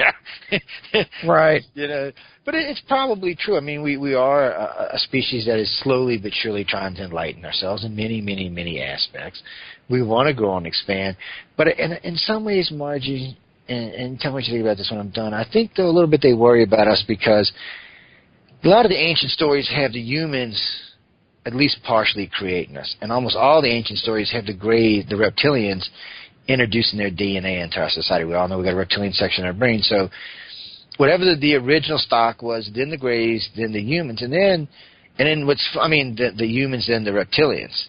And then what's funny is it seems to be some time passes. Then the Greys show up on the scene. And then we seem to have even gotten their DNA. So at least part of the abductees have all three of their DNA in them. All that tells me is sometime in the future, and I'm talking a long time in the future, 1 million years, 5 million years, whatever, we may surpass their asses in all advantages, intelligence, psychic, and all the abilities, because we'll possess all three of their DNA and whatever our base DNA is. So that will eventually give us an upper hand, eventually. And I'm talking 50 million years from now. But it is something that in the back of their heads they can be thinking about, because they're pure races from what I understand. We're not. We're not a race that naturally evolved on a planet without help or without other DNAs. Right, I agree. Yes. And the thing is that I think something really big is going on right now because of the big increase in UFO sightings, especially in the state of Missouri. We are always in the top 3 or 4 for sightings in the United States every month. And this has been going on for 3 years. And right now, in this last month, it's been crazy. I mean, some of the experiencers, some of the witnesses are reporting multiple UFOs every night that they're seeing this stuff. I mean, there's a case here in Independence that I've been working on recently. I assigned a lead investigator on this. Her name is Jean Walker, and got another investigator helping out, Larry Jordan. The 3 of us went out there the other night. We took our own cameras. I brought my night vision monocular. It's a long range vision, and oh, we're not there 10 minutes. And one of the witnesses says, oh, here comes one now. So we see this huge ball of light, and it's moving from behind the trees, and then it goes across the sky in a straight line, doesn't waver from the path. We're seeing planes in the sky, too, above it, but yet this thing has no tail and no wings, no navigation lights. There's no structure to it at all, except it's just this big round ball of light. And I grabbed my night vision and looked at it through there. And what I see is this rolling ball of plasma. And it has a dark line around the edge of it that's darker than the night sky. And then this thing slowly fades out and disappears. Just disappears until you can't see it anymore. It hasn't flown off quickly somewhere. It just disappeared. Well, at this spot, we took pictures of everything. The witness comes out and she shows me her camera, and here is a picture of these orbs in her yard. I'm like, okay. So we take a bunch of pictures, go back, and I start analyzing mine and some of the ones that Gene had, and get really, really close in, zooming in on these things. Now, some of the orb pictures are dust particles or insects. The flash from the camera illuminates that, and then it looks like a lit up orb. The other ones of them, oh my gosh, they have structure. There are different levels to it, different layers to these things, and in several of them inside what look like tiny ETs. And these orbs are, the size of a softball. And here is a tiny extraterrestrial inside sitting at a console. Now, this is not the first time that I've seen that. I've gotten other pictures that are like this in the last couple of years. But at this particular house, in one of the pictures, there are at least 100 of these things in this lady's yard. Now, she's seeing these every night. We're going back out to investigate. The other night she said she saw 35 UFOs in the sky, darting about, and they come down low over the house, 100 feet over the house. It's crazy. It is. I've got another case in Joplin that I wanted to tell you about. This is a huge, huge event. It happened on July 8th. A man and his wife were driving home in their Jeep, and a man who's a neighbor flagged him down and told him to get out of the car quick and look up in the sky above him. Well, this man happens to be a pilot, and he had been watching a UFO approach for several minutes before this couple arrived. And when they arrived, it was right over their heads. It was the size of his yard, which is an acre wide and an acre long. The object was a teardrop shape. It had multiple colored lights on the bottom of it only that were facing down. It had a strange, besides being a teardrop shape, looking at it from below it, with the point facing forward, it had other structure to it that was coming down and was at different angles.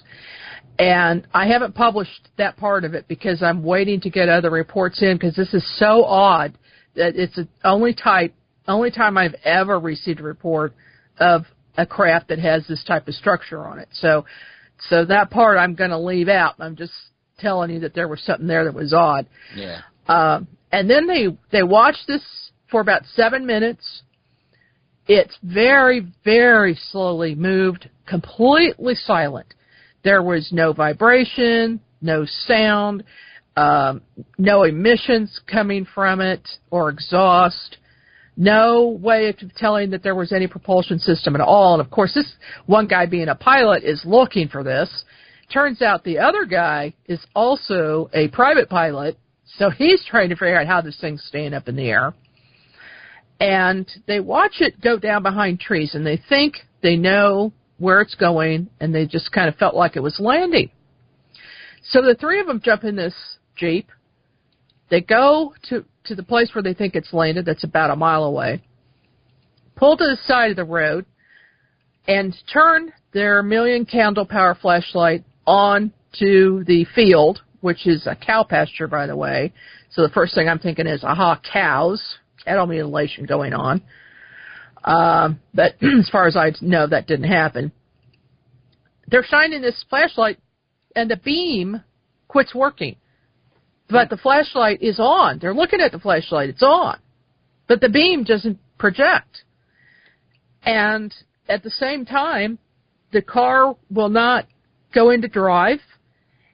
It's stuck. And this is a new vehicle, by the way. And the warning light for the doors being open, the beeping sound, goes on. So it's beeping, beeping, beeping. These guys are trying to figure out what's going on. Then they were going to get out of there. So finally he gets the thing into drive. They move on down the road. Flashlight works fine. The beeping stops on the car. So they turn around, come back. As soon as they hit that same spot, it all starts again. So I go out there, again with Larry Jordan went with me as investigator, and I checked the car for EMF readings. I went over the whole vehicle. Nothing out of the ordinary until I got to the top of the vehicle, the canvas top. And there the EMF readings jumped to 25, which is very high because it's usually around below 1, or maybe just above 1. So that was significant. And so the other thing is, one of the witnesses, the gentleman who first contacted me, by the way, he's an ex-police officer, so he's a credible witness, as the three of them are, shows me this burn on his arm. And it's very large. It's the width of his arm and about 3 inches in height. And it looks like a second or third degree burn with blisters. He said he noticed it right after the sighting. He also was very, very ill right after the sighting with severe nausea and projectile vomiting. Well, the first thing we think of is radiation poisoning when something like that happens. Yeah. It turns out he was ill for 3 weeks. He had been to the doctor. They could not find a source. They said he didn't have a virus. He didn't have the flu. They didn't know what he had or why he was sick. Then he suddenly got better, feels better now, no problem. But the burn went to another doctor, and he thinks that burn is consistent with a laser burn. So something very significant happened on that spot. Now, I sent a press release out to try to get other people to react to that and, see if anybody else saw anything. Now I have 5 reports from other witnesses of the same exact craft or something similar in the same area within a mile of that area in the past month. That's definitely going on. You need huge hot spot. Yeah. Hot spot in Joplin and a hot spot in Independence. What you need to do is correlate. You need to, what you said, Independence and where? Joplin. I'll see how many of our contactees I'll post out an email tomorrow and see how many of our contactees that live in that area may have been experiencing something. Anytime we have mass sightings anymore, we correlate it with our contactees because there's usually something. It's not always about them, by the way, but a lot of times it is. But I don't want to say always because there's been a couple of times we found that once. And you know what I found that I don't talk about often, but it is real and we have proven to other people. We have found null zones in the United States. Where really? There is no contact, no abduction, and wait, the one that we use, because it's the closest to where I live, we use it to reset contactees. We know that all 3 of the aliens keep a telepathic presence in your head of some sort. When you cross through the null zones, it actually breaks the connection. There is something there that does not allow them to keep that connection. The spots are very small, and the first one we found by accident because it's an area that we drive through, and a couple of people with us one time were like, wow, I feel so much different. and we didn't know what the hell they were talking about at first, but everybody did. It was like uplifting experience or something. And they just felt, and a couple of people felt like they were missing part of themselves. It was really, the whole thing was really weird. So over the years, we started testing it, and we found out that that's exactly what it is. Since then, we know there's one down in the south. We know there's one up on the upper West Coast. We'll tell you this: it's somewhere near Seattle. I'm not going to say exactly where. And we know of another one outside of the Boston area. But it's the only three we know of. Now, there may be more. It's the only three we've been able to really, really lock down and find that there's no case anything. And we even got crazy down here in the South. I got on a local radio show in the area where this was and asked if anybody had seen UFOs abductions, because it's near a very, very, very hot area. And they're like, no. Nobody called in. No one had any experiences or anything. And I was really, really surprised, because there's a lot of military industrial complexes around this area. There's a lot of weird shit. And then I realized that there's a particular facility, I'm not going to say it on the air, that was built there. It was just recently built there in the last 10 years. I think they figured it out. Maybe it was from us, maybe it was somebody else they heard. But I'll tell you this, it's an electronics company that does electronics warfare for the U.S. government. And they built a big facility here basically in the middle of effing swamp, is all I can say. And it didn't dawn on me at first, but it is inside the null zone. So. Well, I wonder, that's weird, because just yesterday I was talking to Debbie Ziegelmeyer, our state director, about how there is one area in Missouri where we never get reports, ever. Some scientists seem to think that it might be something naturally occurring, maybe something that interferes with their telepathy. He said it has to be more than just, he says he doubts there's anything mineral on the planet that would interfere with their ships. So he said it has to be something that interferes with them. And he said the only real difference between them and us is that they're telepaths, and they're actively telepaths. He thinks there's something in the areas that screws with them when they're there. That's why they don't go there. Some type of energy, maybe a natural phenomena. Yeah, something that happens on the planet. And you know what got me thinking about that one night is we have gotten sightings of UFOs wobbling over the Bermuda Triangle and Devil's Jaw, which suggests that even they weren't completely impervious to whatever the problem was there. Which also suggests there may have been someone here before them. It gets a little strange after a while, and then there's the map of the Pravada map, the map of the Creator, which is dated, 120 million years. There seems to have been a lot of stuff been going on this planet that we're just now starting to realize. You know, now we're finding out that civilization's not 6,000 years old; it's at least 12,000 years old.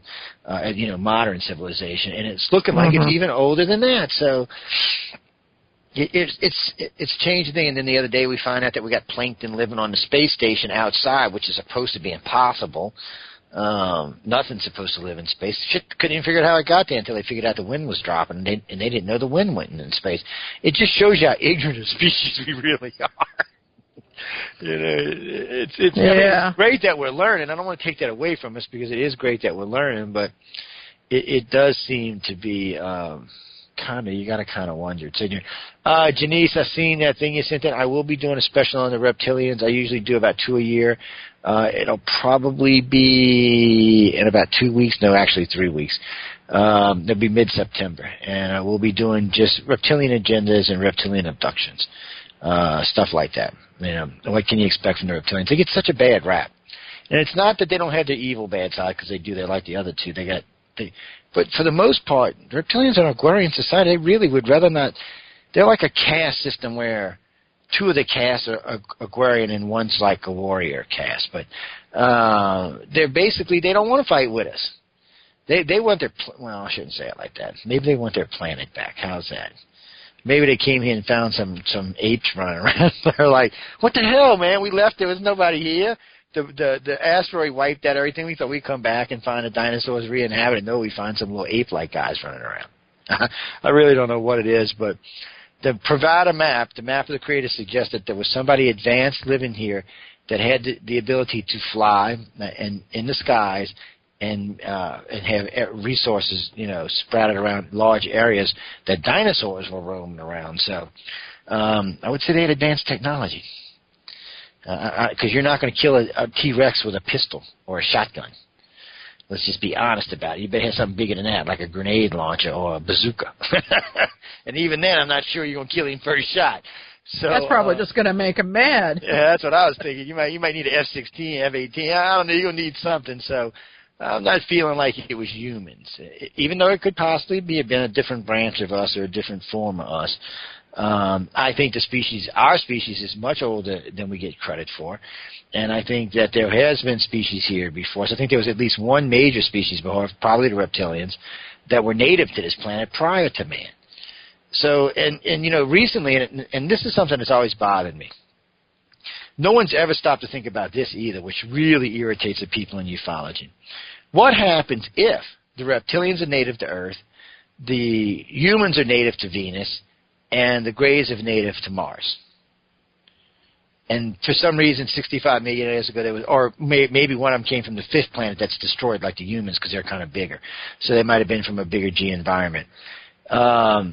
Maybe something passed through. Maybe it was Nerebru. They broke up finally, passing through, and destroyed the fifth planet and wreaked havoc on the other three planets. Because we now know that Earth and Mars both went catastrophic around the same time frame, within a million years of each other, with major impacts. We're pretty sure now, we can't be 100% because Venus keeps overturning its surface, but we're pretty sure that's what triggered Venus's global warming. And what most people don't know about Venus is Venus' upper atmosphere is identical to Earth's upper atmosphere, which means at one time it was a planet like this one. So you had three planets here, probably four with the fifth planet, that were all probably inhabited. Mars probably settled into a much more peaceful, calmer planet much sooner than Earth did. So whoever evolved there probably evolved faster and more advanced. Might have been the Greys. See, we don't know, and that's the problem. We're assuming that Earth is it, and this is where life started, and this is what's going on. But it's looking more and more like, that ain't really true. It's looking like we just hanging out, and we're just kind of a remnant of something else that was here prior to us, which is fine as long as they tell us so we can advance and move on. It doesn't matter where this species comes from at this point. It would help us all to know what our roots are so we can decide what we are and move forward. But we don't have to know. We can move forward the way we are. I would just rather know that there are aliens out there, and in the future there may actually be help. I like the idea that we're not alone in the universe. I got to be honest with you. What do you think, Margie? I mean, I like to know there's company out there. I don't want them probing us, but I like to know they're out there. Yeah, and it's comforting to know that they're more advanced than we are, and they even know more, and maybe we can learn from them. And I just hope that they're, the benevolent ones are going to keep the bad guys away, keep them at bay, and that if anybody has the idea of taking over the planet and eliminating us, I hope there's some good guys out there to stop that. I really think that's where the Greys came in at, because if we go by the blood type study and the pre-writings in history, the humans and the reptilians were definitely here first. There's about 3,000 years of history where you don't see the Greys, but you do see the humans and reptilians everywhere, Egyptians, Sumerians, it doesn't matter where it is. But sometime around Nerebru's time, when the Dogon said that what do they call themselves? I forgot. It begins with an N. When they came to Earth, which were reptilians, amphibian reptilians, by the way, is when everything changed. You mean the Anunnaki? No, that's Anunnaki. These were what are the Dogon? This is the reptilians that the Dogon talk about. Okay. I can't, for some reason, their name is just slipping out of my head, but. See, there was the Sumerians. We talked about the Sumerians first. The Sumerians had the human-type aliens. That's what they describe. They describe a race that was human-like, 6 fingers, 6 toes, much taller than us, much bigger than us. But the original race that came here didn't actually live on the planet. They lived in what they call dome cities. God only knows what that was. And created another race that in turn created what the Sumerians call the 7 creations of man, which us being the last creation. Well, not us that's here today, but it's species just like us. It also goes further in to say later in their religion that reptilian humanoids used to come in, steal and rape the women, and then bring the women back. They said the children were different. When I first read this, I thought that they meant the children looked different. That's not what they meant. They meant the children acted different. They had become self-aware. They were like, screw you, buddy. You come mind your own damn field. The Christian Bible says the same thing. Adam and Eve were content and happy living in the garden, and then the reptilian came in and opened their eyes to knowledge. The fact that they were standing naked in the world. That's why the first thing Eve did was clothe herself. It was because she became self-aware and realized, I'm standing naked in the freaking world. And and you find this all throughout, Mesoamerica and throughout Native America. You'll find these same stories all over the place. You will also find the reptilians prevalent in almost every culture on the planet. The Greys, though, on the other hand, seem to have showed up in South America first, somewhere between 3,000 and 5,000 years ago. But the Greys and reptilians seem to have been here before that. Now, these time frames, Margie, are probably much further back than what we're talking about, but we can only go by the little limited archaeology work that's been done in any of these areas. But well, I'll tell you what the mantis being told me. I asked him that question, how long? I said, how long have you been here? He says, 1 million years longer than humans. And that's what I figure they all have been. I figure they all have been here much longer than we have been. They probably actually terraformed the Earth. Is not too far-fetched to think about. The reptilians say they lived here, and then there was a disaster. They never specified a disaster. We assume it was the asteroid, but a race that advanced should be able to take out an asteroid, so maybe it was a war. But whatever it was, they left. They say they went to the Drago system and created a bunch of colonies throughout the galaxy. Now, this is millions and millions of years ago. They said when they came back, they found a human-type race, meaning the human aliens with the 6 fingers, 6 toes. They found them here with a slave race, which was us. And they said that the reptilians directly intervened on our behalf by interbreeding with us. Well, I don't know if they intervened on our behalf. I think they intervened on their behalf by creating a race that was going to rebel against the humans, which is exactly what happened. If you go back and read the Sumerians or the Egyptians or even the Mesoamericans, you will find culture after culture after culture overturning the government and doing away with them. So it looks like that's what they were doing, but for how long, who knows? How many civilizations came and fell in between, who knows? I really think that we're going to find that advanced civilization, as we think of it, is much older than we give it credit for. And I think there was more than one advanced culture on this planet over the eons. 65 million years is a long time. I mean, look what we've done. According to our history, look what we've done in 6,000 years. Just think about 60 million, what we could do. We could contaminate the whole universe. Have global warming throughout the whole universe. I'm sorry, people. I'm sorry. Hey, Steph, how you doing, sweetie? That was low. I'm sorry. I got one thing to say to all my global warming friends. I know y'all love this global warming stuff, and I know I'm a skeptic, but I'm going to tell you why. Okay? Recently, I had got into an argument with some people at the UN about the algorithms they use to predict global warming. You know why? Because it's the same algorithms they use to predict your local weather. So your weatherman is 50% right. If he's good, he's 50% right. And you want me to take that algorithm as fact that we're contaminating the planet and destroying the planet with actually the last 3 studies said since 1999, the heat has actually been dissipating on the planet. There's an article called Where's the Missing Heat Going? This is done by several big scientific groups. And since 1999, the planet has not actually been getting warmer. The heat has actually been disappearing. Like it's being bled off. They think, and this is their explanation, it's either the Atlantic or Pacific they think is engulfing the extra heat and dissipating through the water somehow. But it's not what we were told. And remember, we were told that we were causing the Antarctic ice sheet to melt and the Greenland sheet to melt. Guess what we found? That's not true. There's a volcano under the Antarctic which is melting it, which is nothing we can do about. They've already said that. And also in Greenland, there's a volcano going off, which is dumping more carbon in the air per day than humans can dump every 100 years, but yet we're the cause of global warming. You figure it out. If you're going to do it by the science and by the numbers, they're going to have to get much deeper into their science. It's not that I don't think humans are a contributing factor to the planet. We're definitely a contributor. We're pigs. There's no doubt about that. My point is, we're not the primary cause, especially since NASA released that the outer planets seem to be warming as well. Maybe we should think that there might just be something else going on and stop trying to make money off of everyday poor people and blame it on us.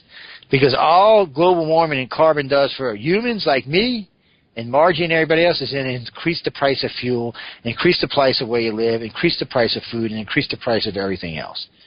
Since global warming hit the market, it has become a $2.2 trillion business with nothing of any circumstance coming out of it to help in any shape or form to date. So you might want to think about that. All I'm saying is let's get it right, because I got great-grandchildren coming up. And looks like I might even have a great-great-grandchild coming up. So I think we need to look at this correctly, blame the culprits for where they need to be blamed, and then think about how humans can help to slow the process and maybe even help to correct it. But blaming every human on the planet, since there's 7 billion and there's only 1 billion of us even drive, is ignorant. When we know, and this is another way I got the scientist in the UN the other day. I asked him point blank during the lecture, I said, how much carbon did Mount St. Helens dumped out?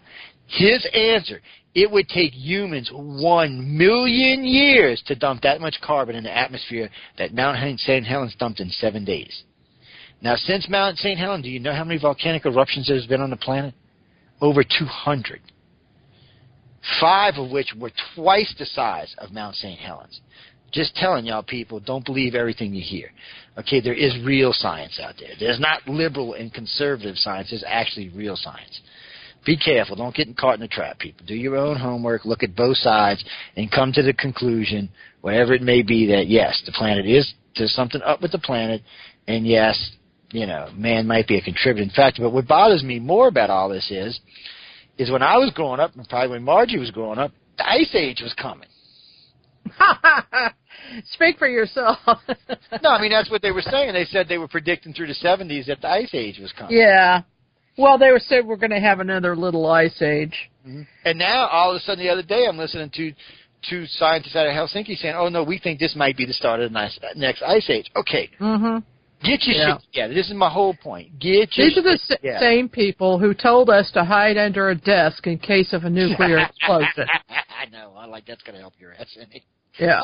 I always wondered about that. The first time I ever seen a nuclear blast, I'm thinking, and we had a drill one time when I was like 8 or something. Only one time ever, because I guess I just missed it. And I looked up the teacher and said, really? That's going to save this? I'm not thinking so, man. I'm just not feeling it. And, of course, once I joined the military, I realized there's not much going to save you from a nuke. Maybe an underground facility well-stocked with its own air supply, 100 feet below the surface, maybe. And that's if it's not close to you. Any real nuke that Russia would have that would hit any city, like a 20 kiloton, 50 kiloton, the amount of radiation left behind would take 5,000 years to dissipate. And it would be so hot that if you even tried to surface one time, it would kill your ass dead as a doornail. So it's not what you think it is. It's not like the movies where they drop a nuke and 2 years later you can go outside. Sorry. Maybe if it's like a limited, like a 2 kiloton nuke, or one of those not neutron bombs, but one of the other bombs where it just puts out radiation, no explosion. Those have a half-life of 3 years. And other than that, any real nuke that we use is not going to go away. Even today in Hiroshima and Nagasaki, there's still even problems there even today, and it's been 50-plus years or 60-plus years. And remember, we went in there and stripped the whole place down, took all the topsoil away, all the contaminated materials and everything, and there's still problems there. So think about that. Same thing we did with where else we did it? Christmas Island, Easter Island, Christmas Island. Isn't that where we blew up all the ships at? Sandwich Islands. I'm sorry. I knew there was some island down there. Yeah. Islands. I know we're running over here, but one more quick question. I'll let you get out of here. Damn, it's already 9:20. Let's see. Let me go back, scroll, and get this. I promise I'd ask this question. I wrote this to me like 5 times. Raymond wanted to know if you've had any encounters with the reptoids, and if you haven't, would you be scared if they approached you? Okay, well, yes, I have. And I'd say they're probably the most scary. What's the scariest part about it is that I've actually seen them step out of a human being and stand there and mock me and laugh and say there isn't anything I can do about it and walk back into the human being. So in my experience, they are using human bodies to share that body with the human consciousness, who is probably oblivious to it, and probably not only to have the experience being human and experience this planet, but perhaps controlling some of what the human being does. And that is scary. Yeah, what we do know, the reptilians especially, out of all the species we know that are visiting, they seem to like our senses the most. But I should rephrase that, because we're probably more like them than we are like any of the other species. I mean, after all, the reptilians are just basically 5-fingered, 5-toed. You know, they are 6 to 8 foot tall. And they are way bigger than us, but they're basically structured the same way: hands, feet, heads. Their society is similarly structured. They have religion. They have politics. They have a hierarchy, a pecking order. They're not like the Greys. It's not like a beehive. They're really, I should say, we're more like them, and they do like to experience their emotions, and they are sensitive and do like feelings. They're not. They do like to sense new things. So in a way, they're a lot like an adrenaline junkie on our planet. But by saying that, remember, people, the aliens visiting this planet do not really represent the aliens' whole society. Because think about it like this. Anytime we send anybody into space, it's not going to be your average dumbass from Earth, okay? It's usually either going to be a scientist or an astronaut who's going to be physically fit and very healthy, or a scientist who's going to be very brilliant. But it's not going to be everyday Joe off of planet Earth. So I doubt you're seeing the everyday Joe of any representation of any of the aliens visiting this planet.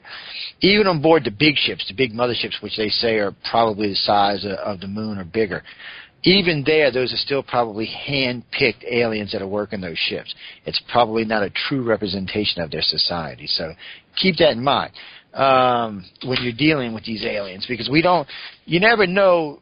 In other words, let me put it this way. It would be like if aliens only had met our government and not us.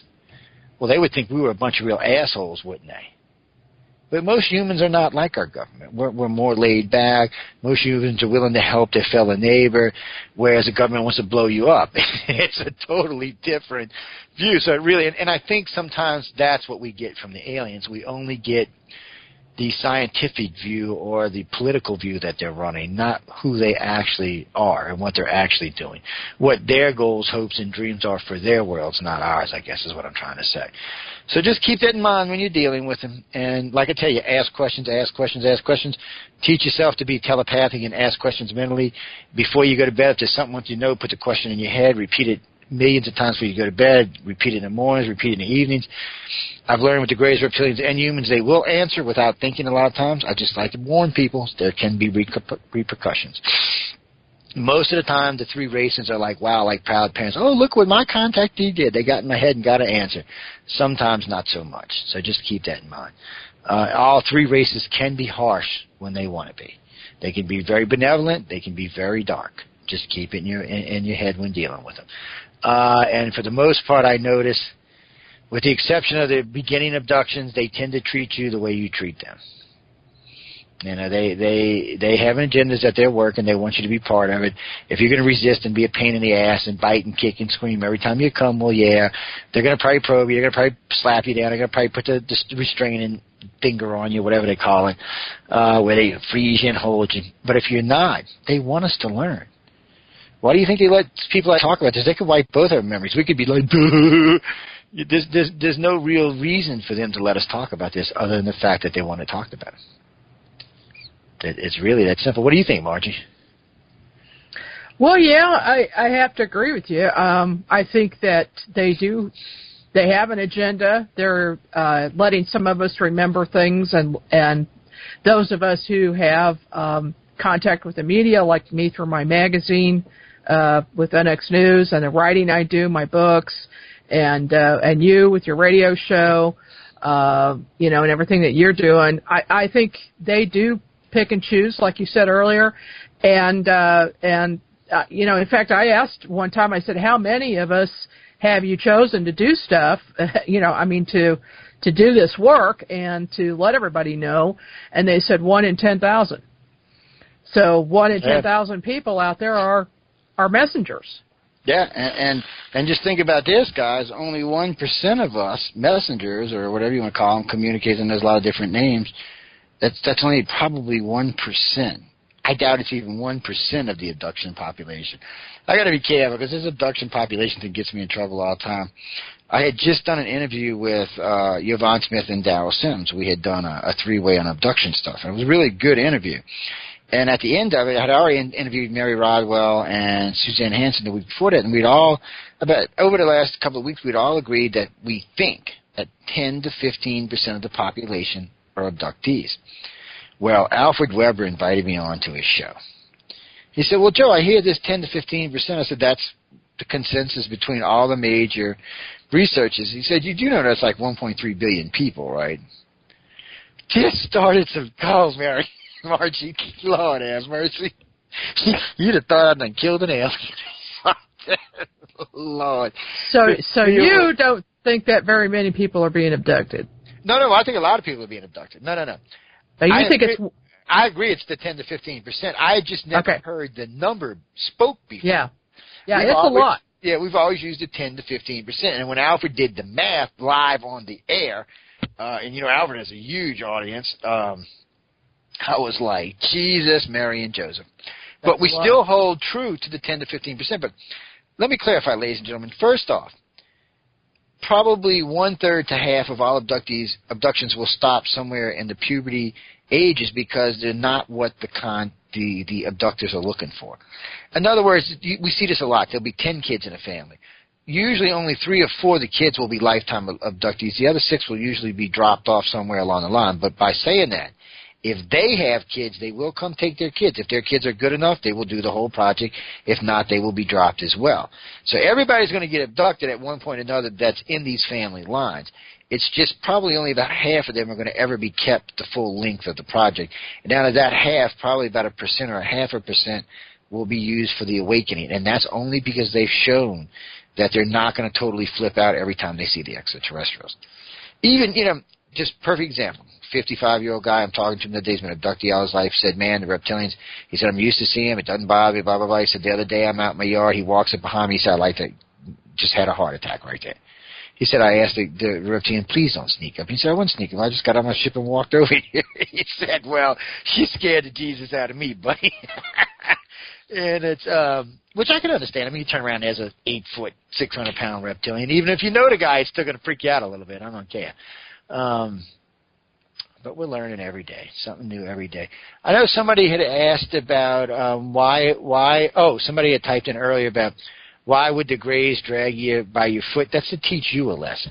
They can hover you around anywhere they want. That's the show, and it's usually for men. I rarely hear this from a woman. I have heard the Greys getting violent, physically violent with 1 or 2 women, but it's not often. But big guys like myself or bigger, I have heard on a few occasions them being dragged around by their ankles, and I think that was to prove a point. That, I might be a 3-foot Grey, but I sure will whoop your ass easily. And I don't even want to think with the 6-foot or the 9-foot or the 8-foot Greys, because I don't even want to go there. But they are much stronger than we are. They're not frail little creatures that we think they are. They're much smarter than we give them credit for, and they're much more advanced than we give them credit for. And I just think that, we should pay more attention. That's all I'm saying, people. Do your homework, do your research. Don't believe anybody. Do your own homework. You can listen to Margie and I talk all night. You can listen to any researchers talk all night. Check them out. See what they're up to. See how honest they are. See how consistent they are. Check them out. Do your damn homework. I'm not doing it for you. I refuse.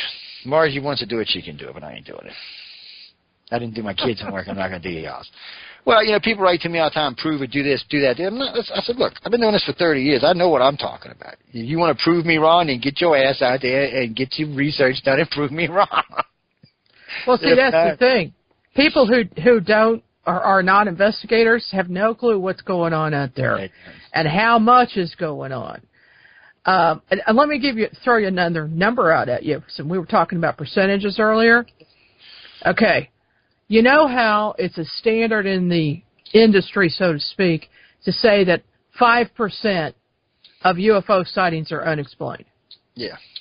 Well, I have to say I disagree with that wholeheartedly because in the 30-plus years that I've been doing this, and over 1,100 investigations, 40% are unexplained. And 60% are either explained or don't have enough information to determine either way.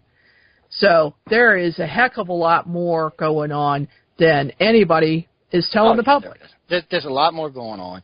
There's a lot more activity out there than what's going on. And it's the reason why this is so easy to keep secret, besides the fact that they wipe most contactees. Remember this because, and I said this at the beginning of the show, if UFOs were random and flying all over and people were just seeing them, and it wasn't just certain people, then there would be much more sightings than there are today. The problem is the sightings don't even match the amount of abductions there are. There's still less sightings than there are abductions. So you have to stop and think what the hell's going on here. Well, what it does show us is more than likely most sightings are from people that are being put back or picked up.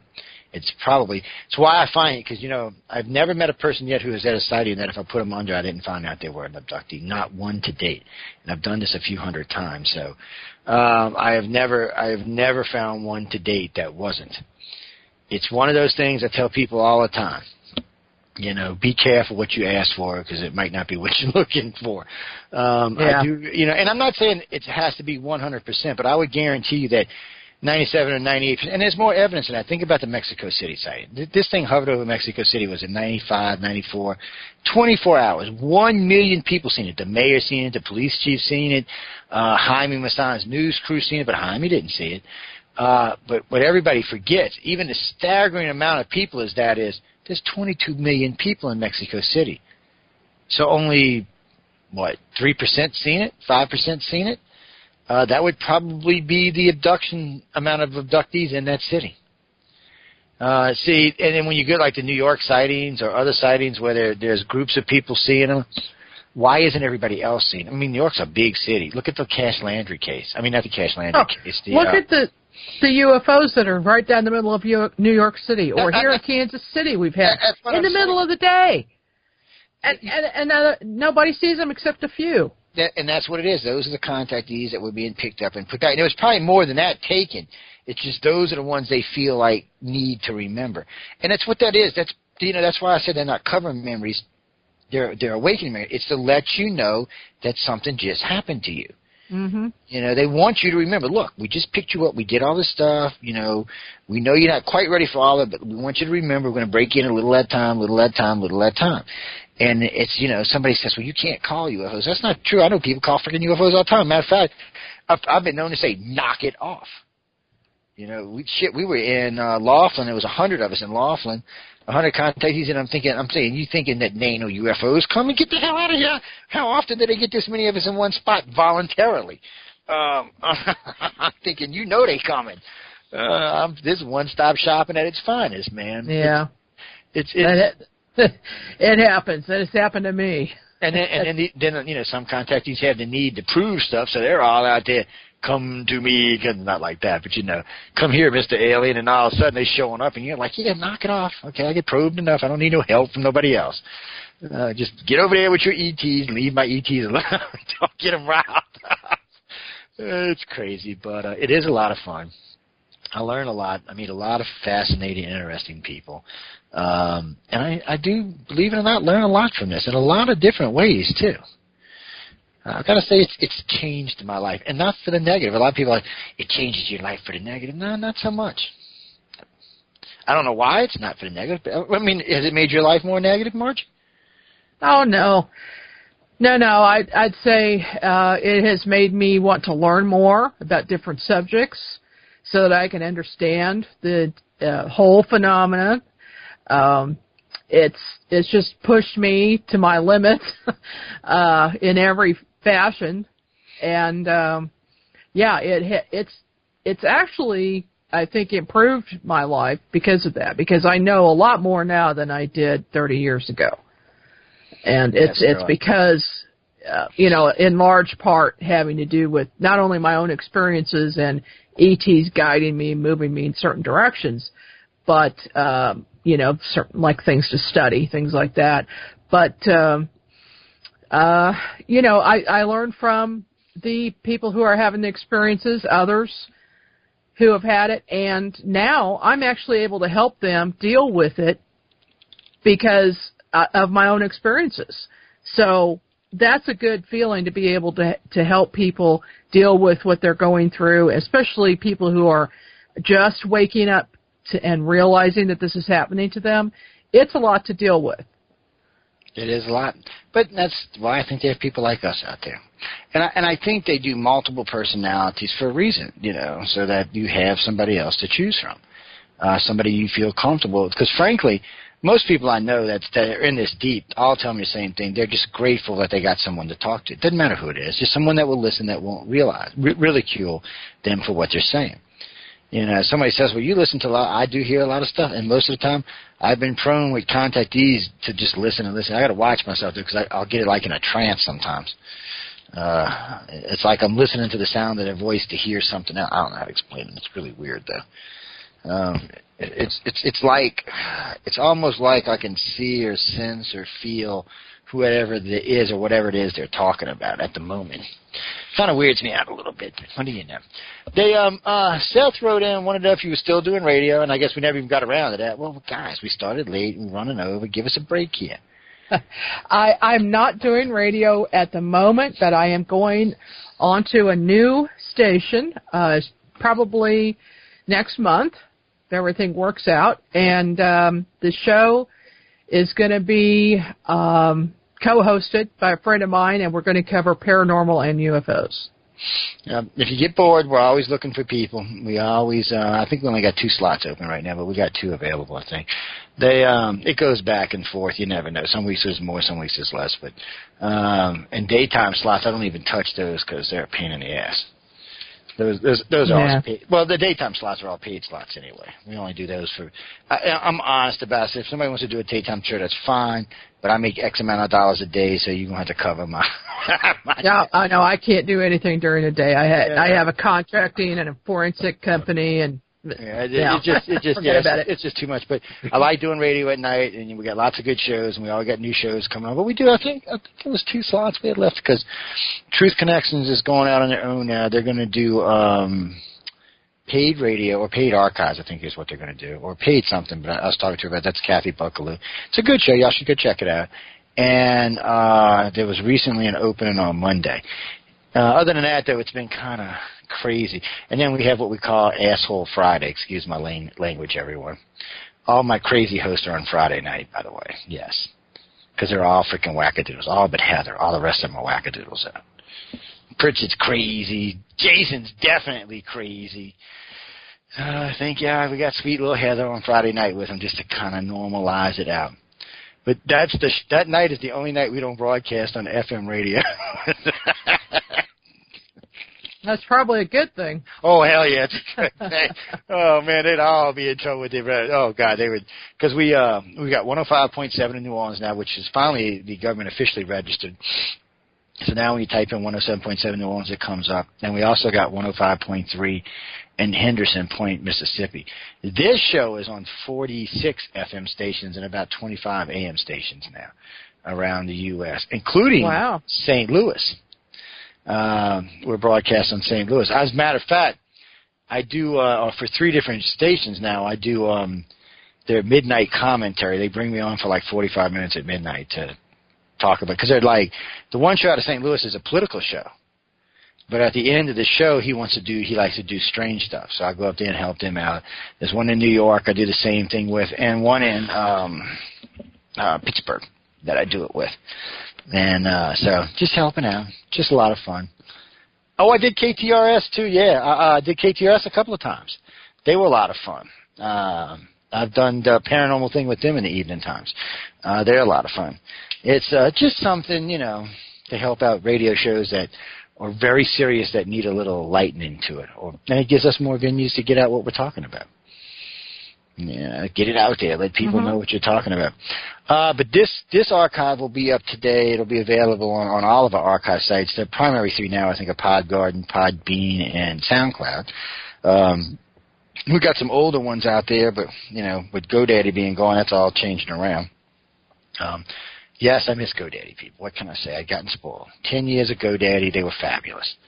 Until they decided to go get stupid, they were fabulous. After that, matter of fact, I talked to one of their one of their execs the other day, and I was like, he sent me this long form, and I sent it back, and he called me like 15 minutes later after he got the form. He said, God, you're that unhappy? I said, dude, I spent a lot of money, which I want you to look and see. I said, the way you pulled your broadcast was just cheesy. I said, y'all should have gave me at least 6 months. I said, I had 10,000 archives up there. I said, that's not exactly chump change, my friend. And he's all apologizing and all, and they're giving me all kind of free stuff, but it doesn't help for the damage that's been done. Yeah, I lost all my archives too. Okay, this is the rule. That's where I had them. Oh, did you? That sucked. I hated losing. Yeah, it does. Whoever said that, Joey, look, this is the deal for shows. If you're an experienced host, we're always looking for experienced hosts, and they usually don't have to pay for airtime if they're good, because they usually have their own following. If you're somebody who's new who wants to learn how to host, the cheapest slot we have right now is, hold on, I will tell you, is $125 a month. That's the cheapest slot we got right now. But, hey, that's what they're there for. It's not that you can't find cheaper slots. You can. I just don't think you're going to find bigger built-in audiences than we have. We just have really big audiences. We got big U.S. audiences, we got big overseas audiences. Come on, guys. This show has 52,000 fans on Facebook. The network's up over 80,000 now. I think the News on the Flip Side show's over 50,000. And we're getting ready to start a new advertisement campaign in 2 months. I imagine that's going to all push all of them up over 100,000 people. The station, all the shows get huge audiences. I know last time we checked the night, we were at about 2.7, so... which about 780,000, that's U.S. And the rest of it's around the world. This show here goes out between 133 countries and 160 countries every week. Guaranteed, yes. And we keep all the stats and all of that stuff. And wow, that's excellent. Yeah, it's because it's been around forever. And we started with Wake Up USA 10, 11, 12 years ago. And so we've had time. We got, we're the only paranormal network allowed in China, the only one. We officially, we're on Chinese radio. We're also in Hong Kong, by the way, but we are on the official Chinese radio broadcast. China makes up between anywhere from 100,000 to 700,000 listeners on this station at any one given time. Australia, anywhere from 5 to 55,000 listeners at any one given time. New Zealand, I think the most we ever see in New Zealand is a couple hundred, but New Zealand's not that big, and it is a great place, but it might be 1,000 sometimes, but I don't think it's pretty big in that. South America, for some reason, has just jumped up real big since we added SoundCloud, which I'm confused about. SoundCloud is a Norwegian server, but the number one country on it's Brazil. Yeah, I don't know, guys. I'm just confused sometimes. Sometimes stats don't do what they're supposed to do. That just doesn't make any sense. But, yeah, on the SoundCloud, Brazil's first, UK second, US is third, and then there's a couple other South American countries, so it's kind of weird. Podbean, it's different. Podcast is different. Alley, it's different. Podgory, whatever it's called, it's different. That's why I like to GoDaddy. It was pretty straightforward. And then we've got all the website data to correlate with everything. It's a very interesting mess of fun. But anyway, we're always looking for good people, Margie, so you can always come see me. We always got something going on. There's always somebody out there broadcasting or hosting. And we have been a little light this year on ufology and paranormal shows because, I've got United Public Radio now, too, which does news and sports and weather and just everyday radio, everyday talk radio. And then we have Paranormal Radio Network on top of it. And technically, they are two different stations. It's a strange little bedfellows we got going on here. But there's just been a big call. People have been asking us to do other things. I tell you what I do need, too, if you know anybody out there. I need a good liberal radio show host. Somebody. Oh, no, I'm afraid not. Well, I wouldn't mean you personally. No, this is what we got, because Stephanie and I do what we call middleist radio on Saturday night. But I need a good, strong liberal and a good, strong conservative. I don't, And even it could even be somebody more on the middle on either side, but somebody who leans those two sides. I really like to walk in the middle. You know, I just can't help myself. Yeah, I'm sorry, I'm in the middle too. You know, well, if you get bored, you can come hang out with Stuffus on Saturday night. We get crazy. We cuss it. I know. Spit I don't need to complicate my life any more than it already. Actually, you know what I use that show for? I used to use this show for, but I don't do that kind of radio on this show anymore.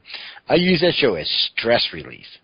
I get on there, what that beepity blank. Well, I don't cuss because I want to keep it on FM, but I get passionate. I get fired up. I'm like, well, that frickin' moron, that frickin' goofball, that retard. I'm sure none of it's politically correct, but you know what? They can bite my big shiny white ass as far as I'm concerned. It's one of them things. But this show is much different. It's much more laid back, much more refined, and definitely a much better line of guests. I would rather talk to a ufologist or a abductee any day over any political anybody. Even though I'd get more listeners and more prep for talking to somebody like a senator or a congressman, it's just not as exciting, at least not for me. I can't speak for everybody, but not for me. Because politics is nasty, ugly, horrible. People, I know we got to have it, but can't we figure something better out? I think we need to become a telepathic society and will our next leaders into office. We will in the next 10,000 years. Man. But whenever you get on the air, let me know. Send me over a thing. We'll let everybody know where you are and all. And somebody was telling me about another new network out there. One of our old shows was on. I forgot the name of it, but I'll find out for y'all. Yes, I don't mind sharing people. I'm not threatened by any shows that are out there. I do this for a whole bunch of different reasons than most people think. So there's no real threatening to me here. I feel quite comfortable. There's plenty out there for everybody. There is. There's lots of room out there. And we could all be friends. I told this to some radio networks just recently. I said, you do realize there's 7 billion people on the planet, right? I said, in my best week ever, I think we pulled like 12 million. And I said, and that's our best ever. And I said, think about it. That's not even 0.5% of the population that's out there. I said, get out there and do it. And get out there. And for us, some weeks are better than others. Some weeks you see a lot of people, some weeks you don't. So, and something else I've been noticing lately is what I call delayed archives. We'll post an archive, and you'll see a little, and then like 4 days later, it's like all of a sudden 5 million people, well, I don't mean that many, but a ton of people want to come look at the archive. It's really strange the way it's been doing. It used to be you'd post an archive within 48 hours, you'd see quite a few people come by. Now it's seeming to be more like 96 hours. I don't know what that means. And yes, to whoever that was earlier that wrote me that, they are putting up the old archives. They will be paid archives because only the new shows are free. All the old shows will be like 99 cents a show or something. When I talked with Robert about it yesterday, he told me he had about 1,200 up. And he told me we have 26,500 total archives available for the network. So I don't know how many they're going to up. I know they're going to put up at least 10,000. And I know all of my shows and any of the Wake Up USA episodes will be up there that are not up there, including the Travis Walton interviews that somebody keep asking me about. Matter of fact, that CD set that with myself, DeAndrew, and Angela Joyner will also be available on there. It used to be available on blackvault.com, but I don't think John Greenwald does that anymore. So, but it will be available again. Y'all can get it. I know it's everybody who listens to that CD loves it because it's Travis Walton with 3 of this network's hosts, but not the same question gets asked in any interview. Matter of fact, I kind of scared Travis a little bit, Margie. Well, that's good because Travis doesn't like to hear the same old questions all the time. Oh, no. He's had to repeat his story, 10,000 times.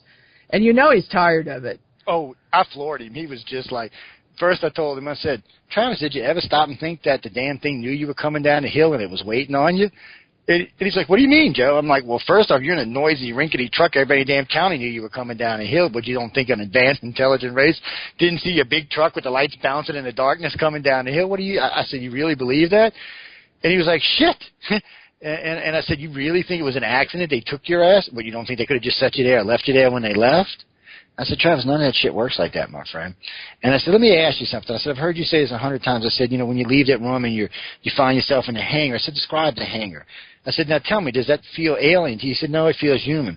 I said, describe the guys in the suits. I said, do the suits seem alien to you? He said, no, kind of reminds me of like an environmental suit, not a space suit, by the way.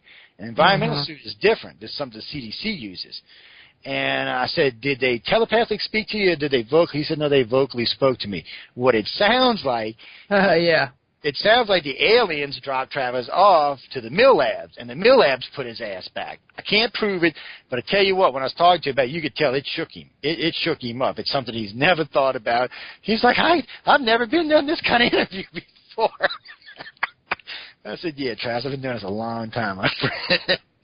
I said, I got a lot of knowledge in my head about what goes on in abductions. I said, that's why I asked you those questions. And there was a couple other ones I asked him that you could tell no one had ever asked him before. And he was very tickled and very nice at the end of the interview. You could tell I put him in a much better mood. And you're right, it's because I'm sure he's been asked the same question. And what's really bad, he told me this, is how many people ask him about fire in the sky not realizing that it's not legit. I mean, that it's only about half true. Right. I know he's been saying this for decades. I know there was a disclaimer put out after the movie. But still, I've listened to him, and you can tell he gets aggravated. You know? Oh, yeah. Well, he's trying to get a new movie made. He's got a petition going around, and I'm sure it's on the Internet, for people to sign to try to get the movie made the right way. Well, I'll have to give him a call and get him on. I got his number somewhere. I'll have to give him a call and get him on and let him talk about it because we need to get it out there. You know, it needs to be done. Don't get me wrong. I enjoyed Fire to the Sky. It was a great movie, but it wasn't, what actually happened. And every time I see them little aliens, that makes me think about them little brown guys, the ones they call the cleanup crews. Every time I see them little buggers, I think about them, old wrinkly-looking, human-looking things. Little short browns that look like old humans. That's how they describe them. The only reason I don't like them is because half the contactees that describe him, it's very few that do, always describe being in a place like where there's bodies hung on things and vats of fluids and bloods and stuff. It almost sounds like that's what they are, the cleanup crew for anything that goes awry. I told him that's something I don't even want to know anymore about. Yeah. Well, I hope I never see one. That's what I'm saying too, because I have not yet, and I don't want to. I'm with you on that, but I know we got to get out of here. I done kept you. Damn, it's 10 o'clock my time, so we done kept Margie out here with us all night. I know she got a life. She's got to go take care of. Anything you want to plug before we get out of here? And remind me, whatever network you end up on, give me a call. Like I said, I don't mind cross advertising, so come over and see us. I will let you know. I appreciate that. My website is margiek.com. I've got all my info on there, places I'm going to be speaking and radio interviews, things like that. My books are on there, and then my magazine site is unxnews.com. So. And, guys, her information will be posted until next Monday, so y'all are good. You can stop by the website. Like I said, just click on her face. It'll take you right to her website. It should be posted on Facebook as well, so y'all can click it off of there. I know y'all love y'all's Facebook. And your tweeters and whatever else we're on, MySpace and LinkedIn and Google and, God, so I don't even know, man. I'm losing track of this stuff. It's ridiculous. Y'all social media freaks. I'm going to have to hire somebody just to do social media for me. Oh, gosh, I know. It's crazy. Well, I still don't know how we ended up with 8 Facebook pages. 8? Yeah. My 3 personal pages are all full. They all got 5,000 on them. And I know how those got started because I'd fill one up and start a new one, fill one up and start a new one. I quit doing that. The other ones, the Gathering page is a special page. By the way, ladies and gentlemen, the Gathering page is on Facebook. It's about 900 members on it. It's just a special page. It's contactees only. So go over there and check it out. We don't post that much there, but it is there for contactees to use. And the admins are very strict. You can talk about anything abduction related you want. You go off topic, they will bounce your ass out of that room. Out of that page, so just know it. The News on the Flip Side, that's just a show page. My page, the station page. And then there's the iCar page. Oh, sorry, there's 9 pages. And then there's the Wake Up America, the Changing America page. Damn. And then there's the Facebook page. The MySpace page, which the MySpace page got like 40,000 fans on it. Just go check them out and use them, people. They're all public pages, all of them. There's no restriction on the page. As long as you don't like it, you can ask, you can post anything you want. I'm not real strict on that kind of stuff. But keep to the topics that are on the page. If you want to post something new, fine. But don't, no sexual content, no stupid things like just, keep it to, it can be entertaining or it can be educational, but keep it to somewhere in there, okay? How's that? Joe, are you out in Cali? Since you said it's 8 o'clock out there, you out in Cali or out on the West Coast? Yeah, okay. Cali's a cool place to be. I hear y'all been rocking and rolling out there in the valley, but hey, more power to you. Earthquakes suck, but you got to live in somewhere beautiful. A friend of mine tells me all the time, because we're still sitting on the Gulf Coast, and it's stunningly gorgeous this time of year, especially at night because the water's 84, so you can sit in the water under the stars. And it's very warm breeze, warm water, the whole 9 yards. But, we have to stop and think. We still got a month and a half of hurricane season left. And currently, there's 3 of them bitches running around. As pleasant as it may seem some days, it could be more. Anyway, we're going to get out of here. I want to thank Margie for being on with us tonight. Margie, welcome anytime you want to come hang out. I got to get with you about some other stuff, though. I want to talk to you. I got to go back through some emails and some other stuff I wanted to talk to you about. And we'll do that some other time. Oh yeah, we're getting out of here tonight. Yeah, we're getting out of here. Yeah. Well, thanks, Joe. I appreciate it. Yes, you go get some rest, and I do appreciate you hanging out with us and staying late tonight. Guys and girls, remember, we're here every Wednesday. If you got a particular guest you're looking for, a particular interest that you're looking for, we are kind of on the abduction stuff for the next few months. But if you got somebody you want to hear or something interesting you want to hear, we also got some authors coming on with some new books that we wanted that some guests have requested. Some listeners have requested to listen to talk, so we're going to review them and bring them on as well. If you've got a book out there, feel free to bring it on. I know, and for the books I have been mentioning over the last couple of years, thank you for the 2 this year, which is Beyond the Fear, the Alien Equation. That's Erica Getch wrote, so y'all be sure to get it. And then, of course, Neera Isley's book, Facing the Shadow, Embracing the Light, which I thought was going to take me a year to read. The damn thing was so big. Which I did enjoy. So I'm mentioning both those books, and there's a couple others out there that you can find recently. Research and stuff that we do is in those books. Since I guess I'll never write one of my own. Anyway, I want to tell everyone thanks for hanging out tonight. Hope all y'all have a great evening, a great morning, great afternoon, and remember, try smiling. I promise you, if you smile, your face won't crack. Good night, everybody.